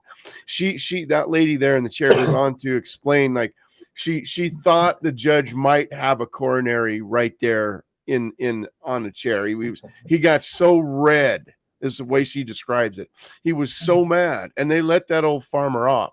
You see, if you're Willie Nelson or if you're Wesley Snipes, you're in the limelight, and so they shredded those guys, you know. But when they're in there and the things are real and they're actually abiding by their own game, they have to back off. And that lady, Sherry, I wanted to mention her real quick because Sherry Jackson. This is not for naught. She lost everything. She was an IRS whistleblower, and they persecuted her and almost killed her if it wasn't for Ron Paul, because they put her, this was a true political prisoner. They sequestered her away. She had some kind of terrible blood disease thing that got hold of her, and they would not treat her. This is like the gulag, man. So this is back. Really, you know, we've seen so much change in this nation in so many good ways with all the bad, but that's when, man, things got shoved under a rug. You know, I mean, and here's what she said. She actually gives a lot of props to Ron Paul. When I was still in late 2009, there was an outcry after people were informed the severity of my condition. I had written a letter to my U.S. Congressman Hank Johnson via prison email, forwarded it to my husband to deliver to him. But she goes on to say, someone got in touch with Ron Paul's office, and while in solitary confinement there, my medical situation was constantly observed, and I was treated with respect by the medical staff after Ron Paul got involved. And she eventually got released. We didn't think that she would ever be released. And so that's a picture of what it looks like to hold the line, to get out there, you know, like the Battle of Thermopylae, man, and say, we're not moving.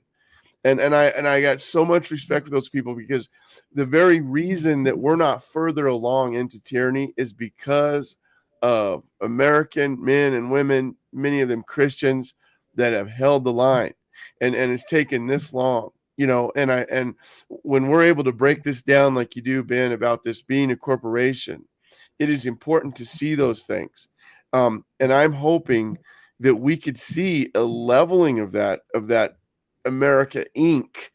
into where we could actually have, true freedom like you're talking about for average Mr. and Mrs. America that aren't willing, that aren't going through all the ropes to remove themselves. But maybe these things, are going to come to more to the forefront. We could see things happen because the income tax, as defined by the 14th Amendment, is supposed to be on outside investment, right? That's what the Supreme Court determined.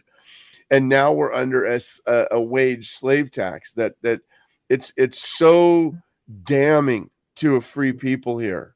And we could be doing so much more as a nation. But Ben, what would you say to somebody that's listening to this and say, hey, look, I'm interested. Where's the starting point? Where's the jumping off point? Yeah. I mean, I would say the most beginning, like the beginning into all of this is really just knowing what you want to get into. That is as far as you're going to study is how deep you're going to go, Mm-hmm. And that's why I said I gave that kind of warning to people. Never do anything unless you 100% understand what you're doing. Don't go signing a bunch of stuff saying you're not a citizen if you don't even know what a citizen is or what a state national is or what a sovereign citizen is. Or don't go contracting yourself or uncontracting yourself when you don't know what it is. Okay, I think that's great. And can you tell me the name again of the fella? So Brandon? the guy that I learned, so Brandon Joe Williams. Brandon Joe Williams. Okay. He's online on his website. And then he's also on TikTok and X and Instagram and Facebook and all that. And he also goes for, you can literally go sign up on his website and you'll just put in your email address and he'll just send you one video every day and it'll go from the most beginning basic stuff of definitions like we talked about, and it'll go all the way into the point of where you're using promissory notes to get free cars, that type of stuff, like insane way down the line, not paying credit, all this stuff. And he'll go way deep into it. He has his own law firm. He has his own nation, all that type of stuff. So you can go sign up. I would say the most basic thing to do is what I did, is to go sign up for his class and kind of learn the basics of it first and rewatch every one of his videos 100 times over before you do anything. Before you do anything at all. What do you think about the First Amendment auditing? Because we mentioned that before, with regards to standing on these articulated rights that we have, First Amendment, Second Amendment, Fourth Amendment, but you're saying something different. So what is your thoughts on, we've seen a real surge in that and a lot of policy changes, federal buildings taking down signs that were illegal. We see law enforcement understanding and protecting people's rights in that sense. What is your take on that? Yeah, I don't know too much about it. I'm kind of studying more and more about it as I learn more about it. But I would say that, I mean, the government needs a wash. Yeah, well, and I don't, obviously don't need a full comprehensive breakdown on how you see it. I think if I could condense a little, is do you think it's good, right? Or would you say, man, you're not doing anything until you extract yourself from the system? It just kind of depends on how far you want to go and it just depends on how far you want to go into it. I think it's great to, stick up for what your rights are as a U.S. citizen. That's always great. Like we talked about getting pulled over as a U.S. citizen, sure. Doing all of that, videoing everything. It's always great to stand up for yourself and whatever rights that you may think you have or you think that have applied to you. I think that it's more worthwhile now I think that some people go into state nationalism and they go way too far. And I think that there's this nice little boundary of where you're just a state national, you're just not a U.S. citizen, but you're not, suing 55 companies every week, and you're not going to jail once a month, and you're not in court your entire life, that's right. where it gets. That's what kind of. And I want to let Lee. He can take us out here, but I just wanted to mention, like, for 15 years, the TSA has been violating our Fourth Amendment every single day, and So they haven't caught one terrorist, but they've caught hundreds of TSA agents taking stuff out of people's bags. But anyway, Well, Lee, that all came your about thoughts? that all came about because of 9/11, right? Oh, I know. We're gonna do a whole show on 9/11. Yeah. So I mean, that's just the way it is. So this state national thing, I was looking into all of that too. There's I don't know. Well, you were doing it. I mean, you took it all yeah, the way to court. And David Stray was also big on that too. David's a really good friend of mine. Just keep him in prayer, by the way. But yeah, it's Ben, have you heard of like the secure party creditor? Secure party creditor? Yeah. Go into it a little bit. I might know it. I might know about it, just not the title of it. Okay.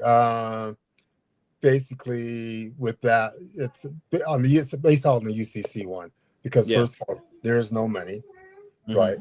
When you mentioned like promissory notes and paying to get free stuff, that's kind of somewhat. I mean, people look at it that way, but that's not really the right way to look at it, because there's no such thing as free stuff, Yeah, exactly. But SPC University, I highly suggest checking that out. I mean, all the documents are there. Yusuf El is the one that has that. It's I actually subscribe to it because SPC University, secure. It's basically secure party creditor. He's created a university. I'd like to get your input on that, because to me, the state national and all of that aspect, I actually filed a UCC one when I was in prison. Okay. It's funny, Idaho didn't accept it, and then my friend that was inside with me, he told me that he's the one that told me all about it. And so when it came back from Idaho, he says, "Well, you don't have to do it just in Idaho." So I actually filed it out through California. The problem is that when I did that, there's a certain process you have to go through. Like you actually have to send in documents to the secretary. Yeah. So I mean, that there's a whole process that I did not do. So I'm in the process of actually reviewing all of that, and actually seeing if I have to go from step one all the way and follow that whole process, because otherwise you end up you'll go to prison. Yeah. That's why I told people in the earlier hour that we were in, it was like, make sure you know what you're doing before you do it. Don't just go signing stuff and submitting random contracts and subpoenas and all this stuff when you have no idea what it means. But I'd love to look into it. I'd put a bookmark on it, so I'll go look into it after this. Please. I wouldn't mind getting your input on it as well. For sure. All the documents he has on there, I mean, basically it's free. And he calls it's a university. And I don't know anybody else that has put anything together that is that substantial. Yeah. Have you go ahead? There is the group out of Michigan. I don't know. Do you know who?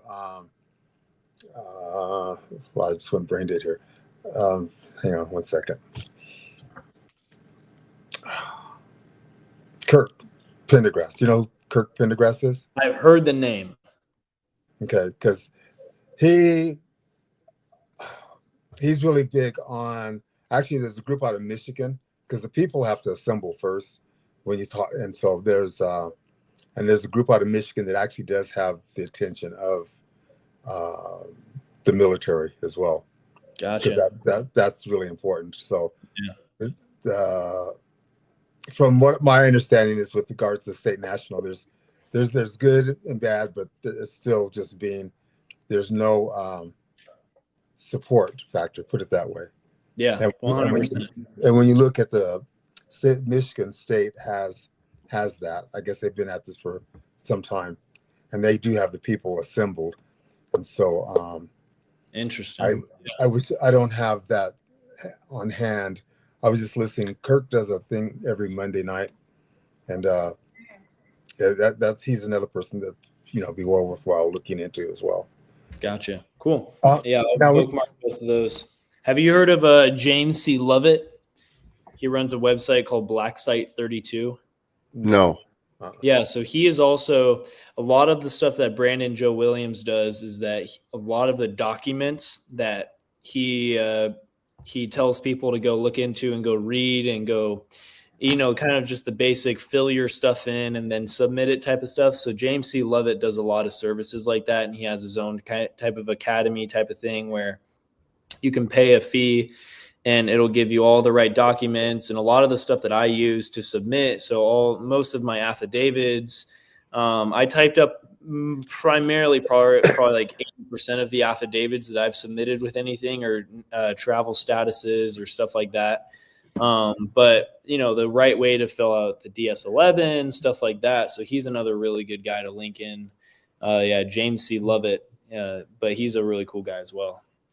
So Good to know. So what is it that tells you on your passport that you're a state national? So there's actually really nothing on a passport that tells you anything besides once you look it up on a national level.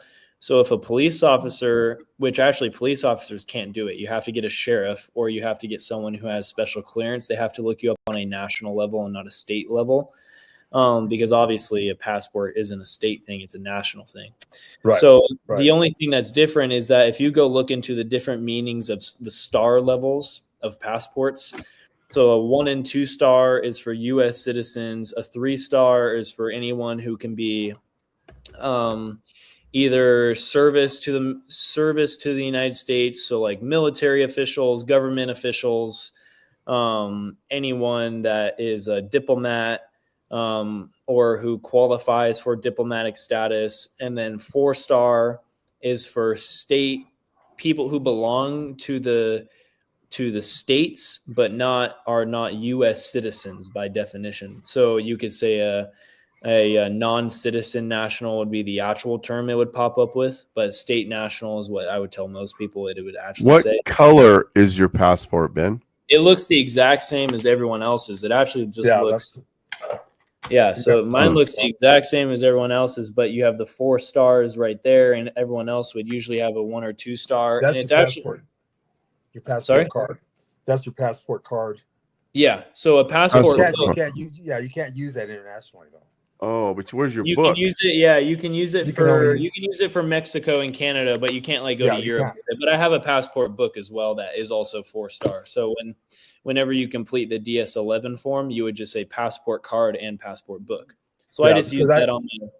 Because I did the same thing actually. Yeah. Yeah. So I'm working on getting a 5 star right now, and the only difference between a 4 and 5 star is literally punctuation. Yeah. So you got the 4 star. I'm just looking at on. But it's how I filled out when I filled out the application. I didn't check U.S. citizen. Yeah. So essentially, that's why they would give you. You just don't check your name as a U.S. citizen, and when it asks you as your parents, if they're U.S. citizens, you can't be a biologically non-citizen but with citizen parents, so that you have to uncheck their names as well. Yep. So, and then on top of mine, I have a 58-page affidavit that's notarized and signed by the Secretary of State.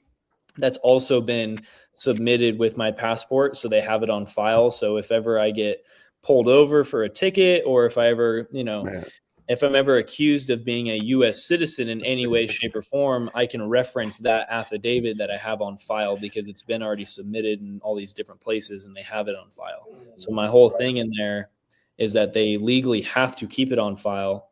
And I gave them 14 days for a response, and then they called me and they told them, hey, we successfully received your affidavit and it will be on file, and we are signing it, notarizing it that it is here on file. I was like, all right, sweet. That's the only successful thing I've ever done in the United States that's ever happened quick. Wow. Right. But yeah. That is amazing that you're doing it, man. You're doing it. I mean, I keep saying it's you're young, and I think it's encouraging. I think it's the time to do it. Yeah. You know, if there are guys out there that you know are older and they've got a lot going on in their lives, you know, there's still this is still a possibility. This is still something that we can do, but it is going to take a lot of effort, I think. But you know, ultimately what needs to happen, and I think we spoke about this before, Dan, is that what I totally believe is happening, and I believe this is why Trump talked about no tax on tips and things like that. They're talking about wages and all that. So the IRS is going away, you know, especially with the new the new appointments that are out there right now. So yeah, I honestly believe, and I like what Matt Gaetz had to say in one of his videos.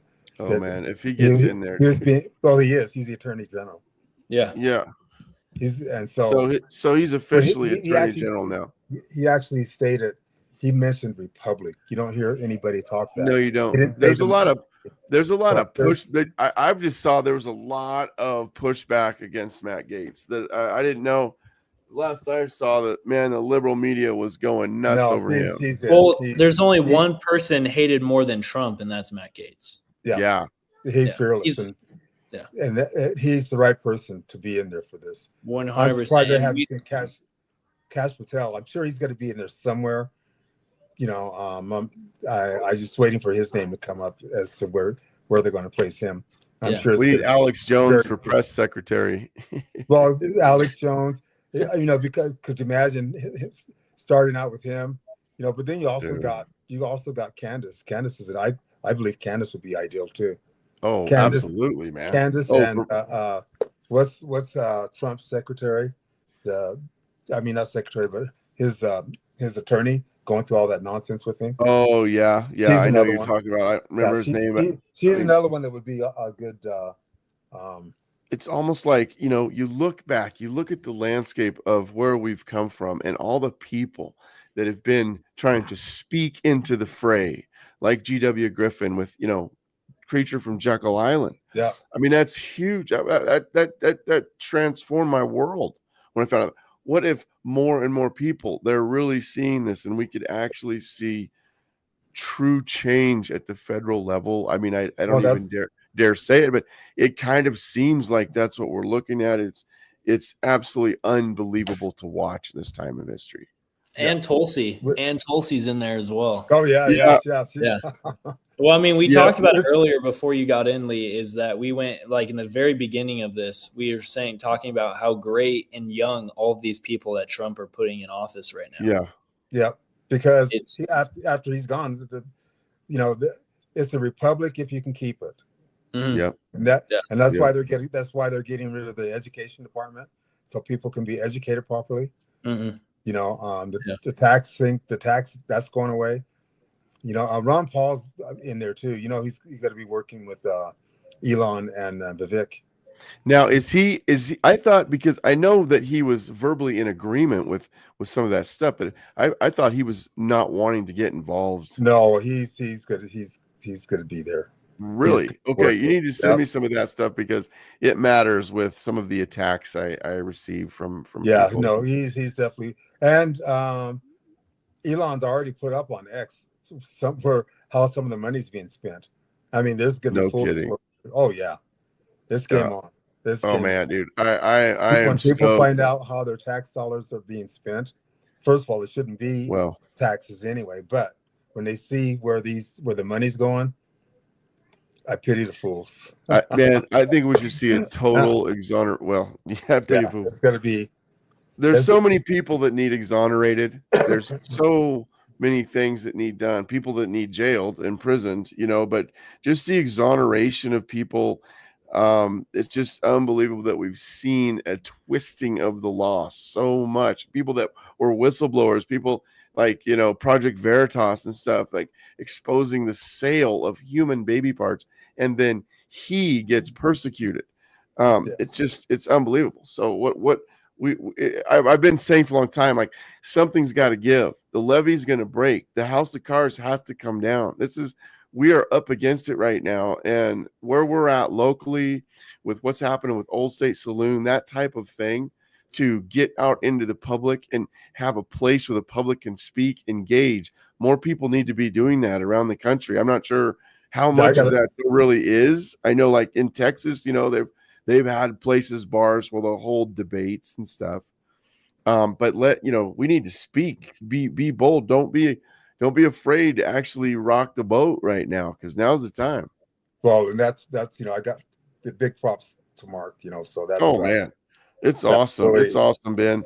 Yeah. What he's doing over there is so fun. It's so cool, and more Christians need to get on board with that. And let's say, even if we don't agree, we're not always all going to agree on everything. It's the action of it, and it's the proclamation of the name of Jesus, the way he prays over things and gives worship to Christ through those things unabashedly, totally boldly coming before the throne in front of everyone to say, hey, look, this is for real, and we live in a created world, and it's obvious, and we need to break out of this paradigm that's been created for us, man. And there's so much ruse that's been forced on us with the green movement and with evolution and all of these things. So it could be very interesting what you're doing, Ben, building this foundation for yourself and launching from this point. Man, who knows what you could accomplish? If you could be, the next dude that builds an island of refuge, and so to speak. But but I would encourage to always at least try that first foot forward as gospel, and don't lose sight, of that heavenly army that actually has already won, because a lot of times these things can kind of just get so much in the minutia of it, and it can tend to, and that happens in anything in life. It can, things very quickly replace our focus on Christ. But I think it's just important to make sure that your goings about your love of these things and your passion to embrace it is tempered by that Christ is King, and that his word is over all of these other things. It's important. It's important. So. With that, I do got to head out because I got to go meet Ian and my dad. So I'm going to go hang out with them for Ian Carroll's birthday. But I appreciate you having me on, and it's been really fun, and I'm sure we'll do it again soon. Absolutely, we will. Sorry I'm late getting on, but glad to get a chance to at least to meet you here. So of course, no, it was wonderful to meet you, Lee, and I'll look into those two guys you gave me, and I'll go look into that stuff, and then by the next time that we all meet together, I'll have some insight on that. Okay. Yeah, absolutely, it'll be a good one. Thanks so much for being on, Ben, with us. Awesome, thank you, guys. Yeah. All right, thanks, Ben. See you. Peace. Okay, well, that was very fun. It just dawned on me that's Mark's son, right? Yes. Yeah. Because I thought I kept looking at the last name. Went, wait a minute, that's got to be a son. Yeah. And what was so interesting is because I was talking to him about all this stuff before he got arrested, or ticketed. So he did. I can't. Yeah, I think he did. Yeah, he did get taken in. We got a huge fine leveled at him, but he's pushed his court date now out till February, he said. But I was talking to him before that, and I was like, man, you better get a knock around car because they're going to impound it, and all this stuff. And the next time I spoke to him, he's like, yeah, I'm facing all this, but he's kind of relishing it because he's, going to do all the things. He's going to say all the stuff to him. But what was interesting is that I was going to say that cop has the exact same initials as him and the exact same last name as him. Oh, wow. Just kind of funny, and that if you listen to what he said to him there that night, it was actually pretty sad that guy went ahead with dropping the hammer, because it just is what it is. So he's got court dates coming up. Yeah, up in February. Is this Ada County? Yeah. I just talked on Reformation Day evening, or otherwise known as Halloween. There was a police officer that was at the house, and he was from California, and he was talking about, as a Christian man, whenever he was confronted with sovereign sick guys, he actually would just really walk through things with them, talk with them, and then, in his discretion, send them on their way. And I was like, man, that's cool, but it's in their discretion. They can, but if they normally, it's like go ahead. Yeah, no, you're right. It is their discretion. I think that's the ones that have a level head get it. Yeah. And especially the whole thing of it is if you cause no harm, when I travel to work every day, and Dan, you probably know this, being on the freeway, right? It's like most of these officers, right, code enforcers, right? They go through their training. It's never going to be on the road as extensive as one who travels back and forth to work, right? Yeah. They're not going to have those many hours out there, right? Right. And what's interesting, what really dictates that those speed limit, the so-called speed limit signs, that's if you're in commerce. Yeah. And most people don't get that, So if you're driving, you're a driver, right? I know. Yep. That's a whole different standpoint. But in your private automobile, that's a different circumstance. And I see that every day. You are traveling. Nobody does 65 miles an hour, period. Oh, they drive over it. Yeah. There are always 10 miles, sometimes 15 over, right? Mm-hmm. If you're doing 65, you're hindering the travelers, right? Well, I've had people just getting mad and just, blasting around me. It's like, how dare you go 65 miles an hour in front of me? Yeah, because that's what dictates what the law is right there. Well, and I think then you get the unfortunate one that gets pulled over out there. And it's when I see that, it's like, wow. What you're talking about there is a way to show the illegality of speed limits, and because that's something that people just can never quite wrap their minds around when we talk about, it's for your safety. Why would you? Yeah, and a lot of pious Christians that I know of that just say, well, I always do the speed limit. They really want to abide by these things, and they feel like they're being a Romans 13 Christian, But again, and I love, this is what Mark said the other day, we're not under Nero, and we actually have a system of free, true government drawn from Scripture, and the founding fathers did the best they could to articulate these things. And when you really look at it, there's been a lot of twisting of it and a suppression of us and a usury to people who believe they're operating in the maximum amount of freedom, when really they're only operating in a small amount of that freedom. Now, I'm very thankful. I'm grateful. We live in the most wealthy country in the world, and for all general purposes, obviously there's a problem with Fort Knox is empty, but it's like, it's all that stuff. It could be so much better, and how much better then it would bless the rest of the world. Commerce, industry, successful living is good. It's not anti-Christian. It's a good thing. Like with go ahead. No, I was saying that, and I believe that's coming. When Trump speaks, it very well could be. I mean, and it's not like you get into this.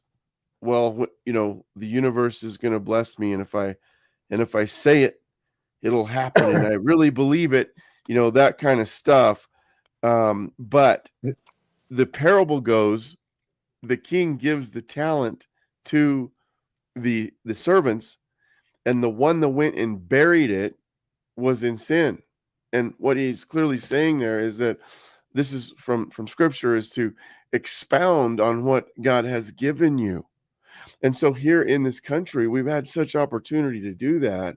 And there's been this parallel of wickedness and evil, draining the life out of a lot of what could be here in America. And so right now, this is why a lot of us are so excited. We're seeing a time in history that we could see for the first time. You got to realize, for the first time, an establishment of an actual republic. Because Yep. after the war for independence, we were in debt to England. That was signed over and people have become a living chattel for that kind of debt, now transferred to China and all these things. And we don't know what the next chapter is. If Jesus could come back, but right now we have a possibility in place to see a true golden age, and I believe we could see some very awesome things in the future should the Lord tarry. And I believe he's going. We could see another 500 years. There's a lot of Christians that really believe it's right around the corner or whatever, but when you read scripture, you find there's a lot of things set down that will need to take place. Oh, I don't know, like the fullness of the Gentiles. It talks about, people skim over that in Revelation, or I mean in Romans, when there needs to be a fullness of the Gentiles and a massive conversion of the Jews. Have we seen that? We're talking about massive conversions around the world, and we're going to get into some eschatology. And I've really been having fun looking at post millennialism. I'm definitely all-mill. I've been all-mill for a long time, but I love a lot of the tenets of post millennialism. Makes a lot of sense, but not all prophecy has happened yet. And we are seeing something right now with this guy in our presidency. The commander in chief is back in his rightful place. That election was stolen from the people. And all this that had is to happen too. It did. It all had to happen. And now look, because people wouldn't. Yeah, they wouldn't be their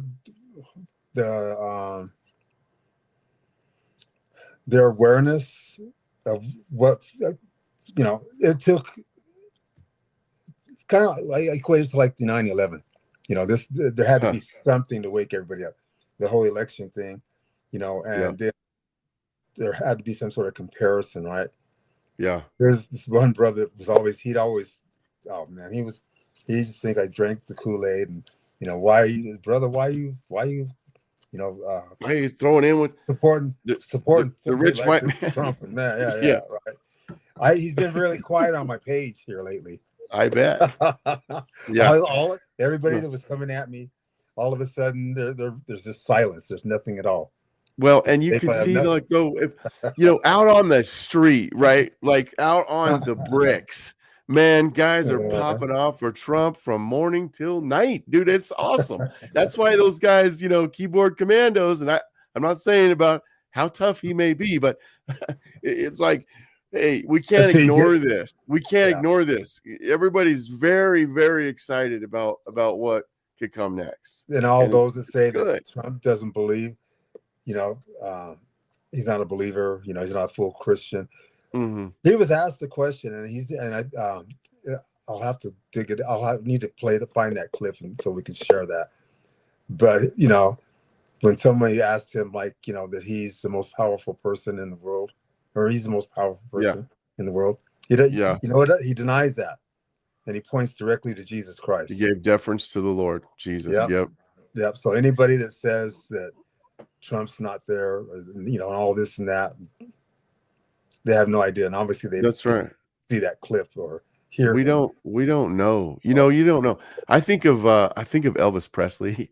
If you ever really look at his life and what a sordid, tough time. But the guy's in the limelight, and he had such an amazing gospel influence, and J.D. Sumner had a lot to say about Elvis and really believed that he had a relationship with Lord. J.D. Sumner and the Stamps, it's amazing gospel quartet. But he struggled, through his life of where he was and what he was doing. But there was a time when they brought out a big sign out in the crowd that said, "Hail to the King." And man, he shut everything down, and he gave deference to the King of Kings, the Lord of Lords. He made sure to do that. We don't know Trump's heart, and he might say something that doesn't sound that doctrinally sound, but that does not mean that he does not belong to the Lord. and we just don't know. We just don't know where people are at different times. But we do know that at the end of the day, the Word of God is the place we go to strain everything through. It's our measuring stick, right? Our measuring, our plumb line to determine truth. That 66 books of inspired writ is where we go to find out, to test the spirits and see what may be true. I'm hesitant when it comes to a lot of like the modern day prophecies, but I've got a buddy, Paul, and he's been showing me a guy named Kim Clement. I'm sure listeners have heard of him. You've heard of him. Yeah. And this is over the past years, and I just kind of take it with a grain of salt, and I watch. But recently, now Kim Clement died. Now, he had a lot to say about what was going on in the Middle East and things like that. But he would give these big, flamboyant prophecies while he's playing his synth. Mm-hmm. If you've seen that, dun, dun, dun, dun, and God will, bless this area. Okay. And so that's not necessarily my shtick. Okay.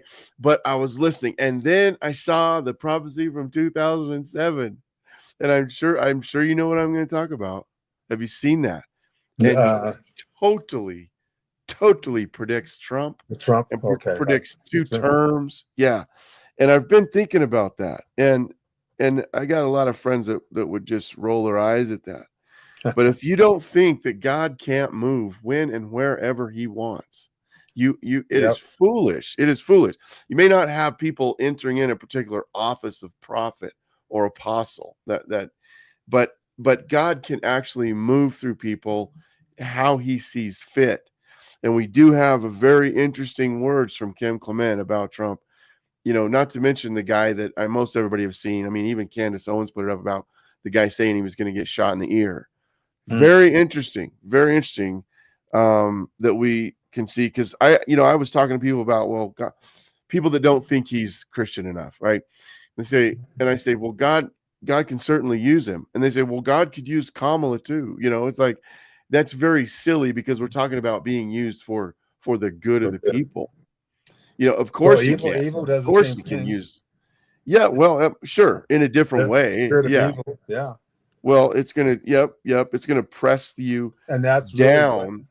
Really and I think that's really I think when we stop looking at the man or the woman in the public office and just way beyond that, the sure underneath all of that is just absolutely. Whether it's good or evil, and God uses those for his purpose. That would be for good. Well, yes, he does. Yes, everything is working together for the good of God's perfect plan. And even the bad things. It literally says there when Joseph sees his brothers, they sold him into slavery into Egypt, and he says, what you meant for evil, God meant for good. Yep. And that's a picture of the reality of that God is actually God, and that he doesn't get surprised. Right. And so nothing's outside of the bounds of his own two hands, to use anthropomorphic language. But that's just, I don't know. Do you want to see that prophecy? Should we look at it? It's only like 2 minutes. Yeah. Kim Clement. Yeah. Because, okay.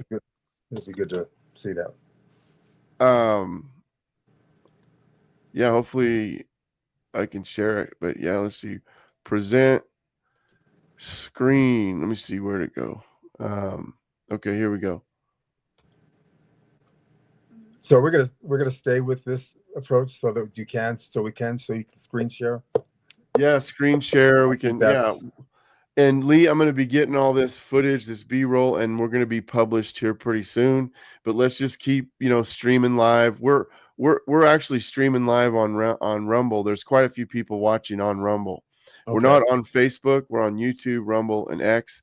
I did share the link on Facebook, so can't see really who all's watching, but it's fun. Okay, 2-term prophecy fulfilled. Kim Clement. There will be a praying president, not a religious one, but I will fool the people, says the Lord. I will fool the people. Yes, I will. God says, the one that is chosen shall go in, and they shall say, he has hot blood. For the Spirit of God says, yes, he may have hot blood, but he will bring the walls of protection on this country in a greater way, and the economy of this country shall change rapidly, says the Lord of hosts. Listen to the word of the Lord. God says, I will put at your helm for 2 terms. A president that will pray, but he will not be a praying president when he starts. I will put him in office, and then I will baptize him with the Holy Spirit and my power, says the Lord of hosts. Wow. Yep. Trump shall become a trumpet, says the Lord. No, you didn't hear me. Trump shall become a trumpet. Are you listening to me? I will raise up the Trump to become a trumpet. Positive about what is going to happen with mankind, what is going to happen to the nations of the earth. If you look at what's happening today with Russia, you see the Cold War era almost wanting to come back, a revisitation of the Cold War between Russia and China. We see what's taking place. Can it be changed? Yes. How did God do it in the Cold War era at the time? He had a Ronald Reagan. And it was a Ronald Reagan that stood up and took away the tumor. Now we see that this is trying to grow again and trying to come back to where there'll be this cold, this coldness between Russia and America, and trying to bring back an era. And I see it happening. That, to me, it tells me that there will be another kind of Ronald Reagan. Okay. Well, there you go. I hadn't seen that part. But the initial thing about, there literally being 2 terms is interesting, because I think there was a lot of people like, well, King Clement was wrong. Yeah. But now he's back in there and getting another one. Just very interesting.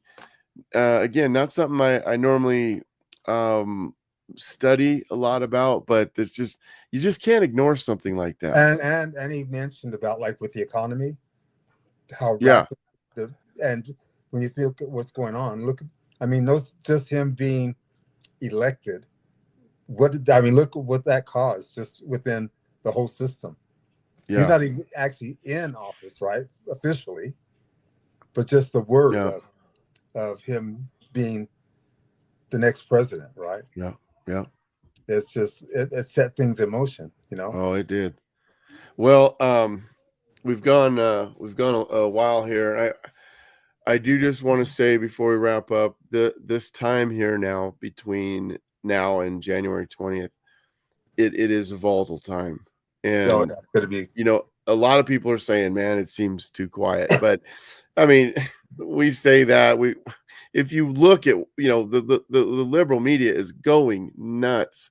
Well, go ahead. Sorry. Well, I mean, in some aspects they are, and others they're just kind of like, I guess we're just going to go along with this. But the people, I guess, with what we're seeing, the people who are supposed to be the coexist bumper sticker, let's just get along people, the safe space, fuzzy slippers people, literally want to lop our heads off. If you watch them, I mean, the type of wickedness and sick, twisted, just gobbledygook coming out of their brains. But they're all weak. Well, they are, but they would. Yes, they are. But if they could, and if they could, they would. If you liken it to like being in competition, right? They can say and scream and act all that until they get punched in the face. That's right. Well, that's not what that Tyson said. Tyson, yeah, right. Yeah. You can do all the yelling and screaming and all yelling and screaming. You get punched in the face. Yeah. Any prediction on the upcoming grandstanding fight? Oh, I gotta go with Tyson. Well, of course. I think he is going to put that kid away because of his age and everything.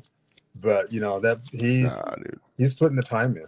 Yeah, he is. He actually looks. If you look at side-by-side pictures, he actually looks more fit than when he did. And like there's less.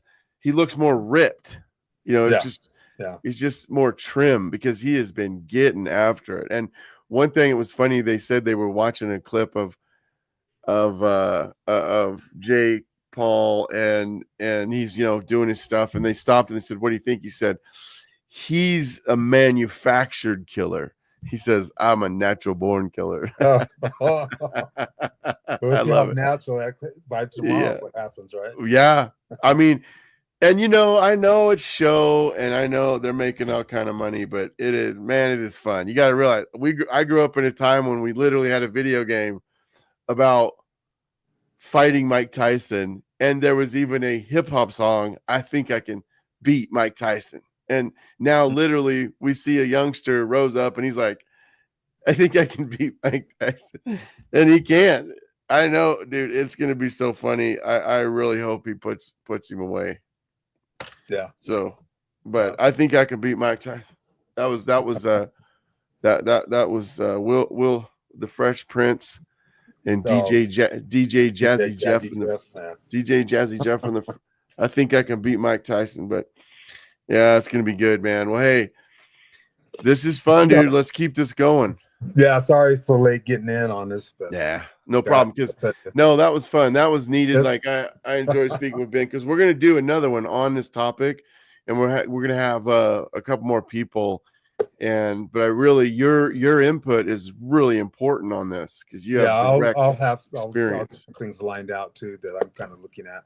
I've been sort of I've kind of I need to get my paperwork completed on that, the secure party creditor. But as things are moving along as it is, I'm just thinking at some point, when the republic is completely restored, I think a lot of people, it's going to have an impact on everyone, like then you won't have to have like individuals like Ben and myself and others and Kirk, trying to educate people about ways to deal with the system. I think we can only it'll come down to being a true republic. I'd be glad when they stop saying democracy. Me too. And I believe. Did you say Gates actually used the word republic? Huh? Gates? Did you say Gates used the word republic? Yeah, it was. I just caught. He was being. It was a clip. I'll have to go back. My go-to for like just some really quick information has been And We Know. I mean, there's just so much. The clips he finds. Yeah, I like him. I need to listen to him more. Yeah, I've been listening. Always some really good. This latest one. I always keep saying this latest one. But there's always something in that, and I think we can probably draw from that because we can actually really go into it and have a deep dive because there's also the links. And I think it was Gates, and he was in Congress. Oh, and they were just coming at him in such a hard way, and they was asking, well, if he was asked a question about some lady if calling her fat or something like that. And I think it was one of these whiny, whingy people that was getting all upset, Yeah, too much McDonald's, and thought that if whether or not he would go easy on him, pretty much. And I was like, no, he's not going easy. Oh, we're in a whole new era. The safe space is going away. All these governors that think that there's not going to allow him to go into the sanctuary cities and start taking out all these illegals. These governors that are standing up against what they're doing is they're going against the will of the people, and the people that are being appointed right now, they are doing the will of the people. And anybody that's in Trump's cabinet, if they're not going to be doing that, guess what? They're not going to be there very long. They're going to get ousted straight away because the mandate, and that's what is going on right now. The will of the people, and everyone has said they're tired of what's going on. I just hope we see more education amongst people because there's just so much ignorance. It's just the stupid is great, and it's just like unbelievable what people think, the way they view things, like with the electorate college, that they don't understand what that means.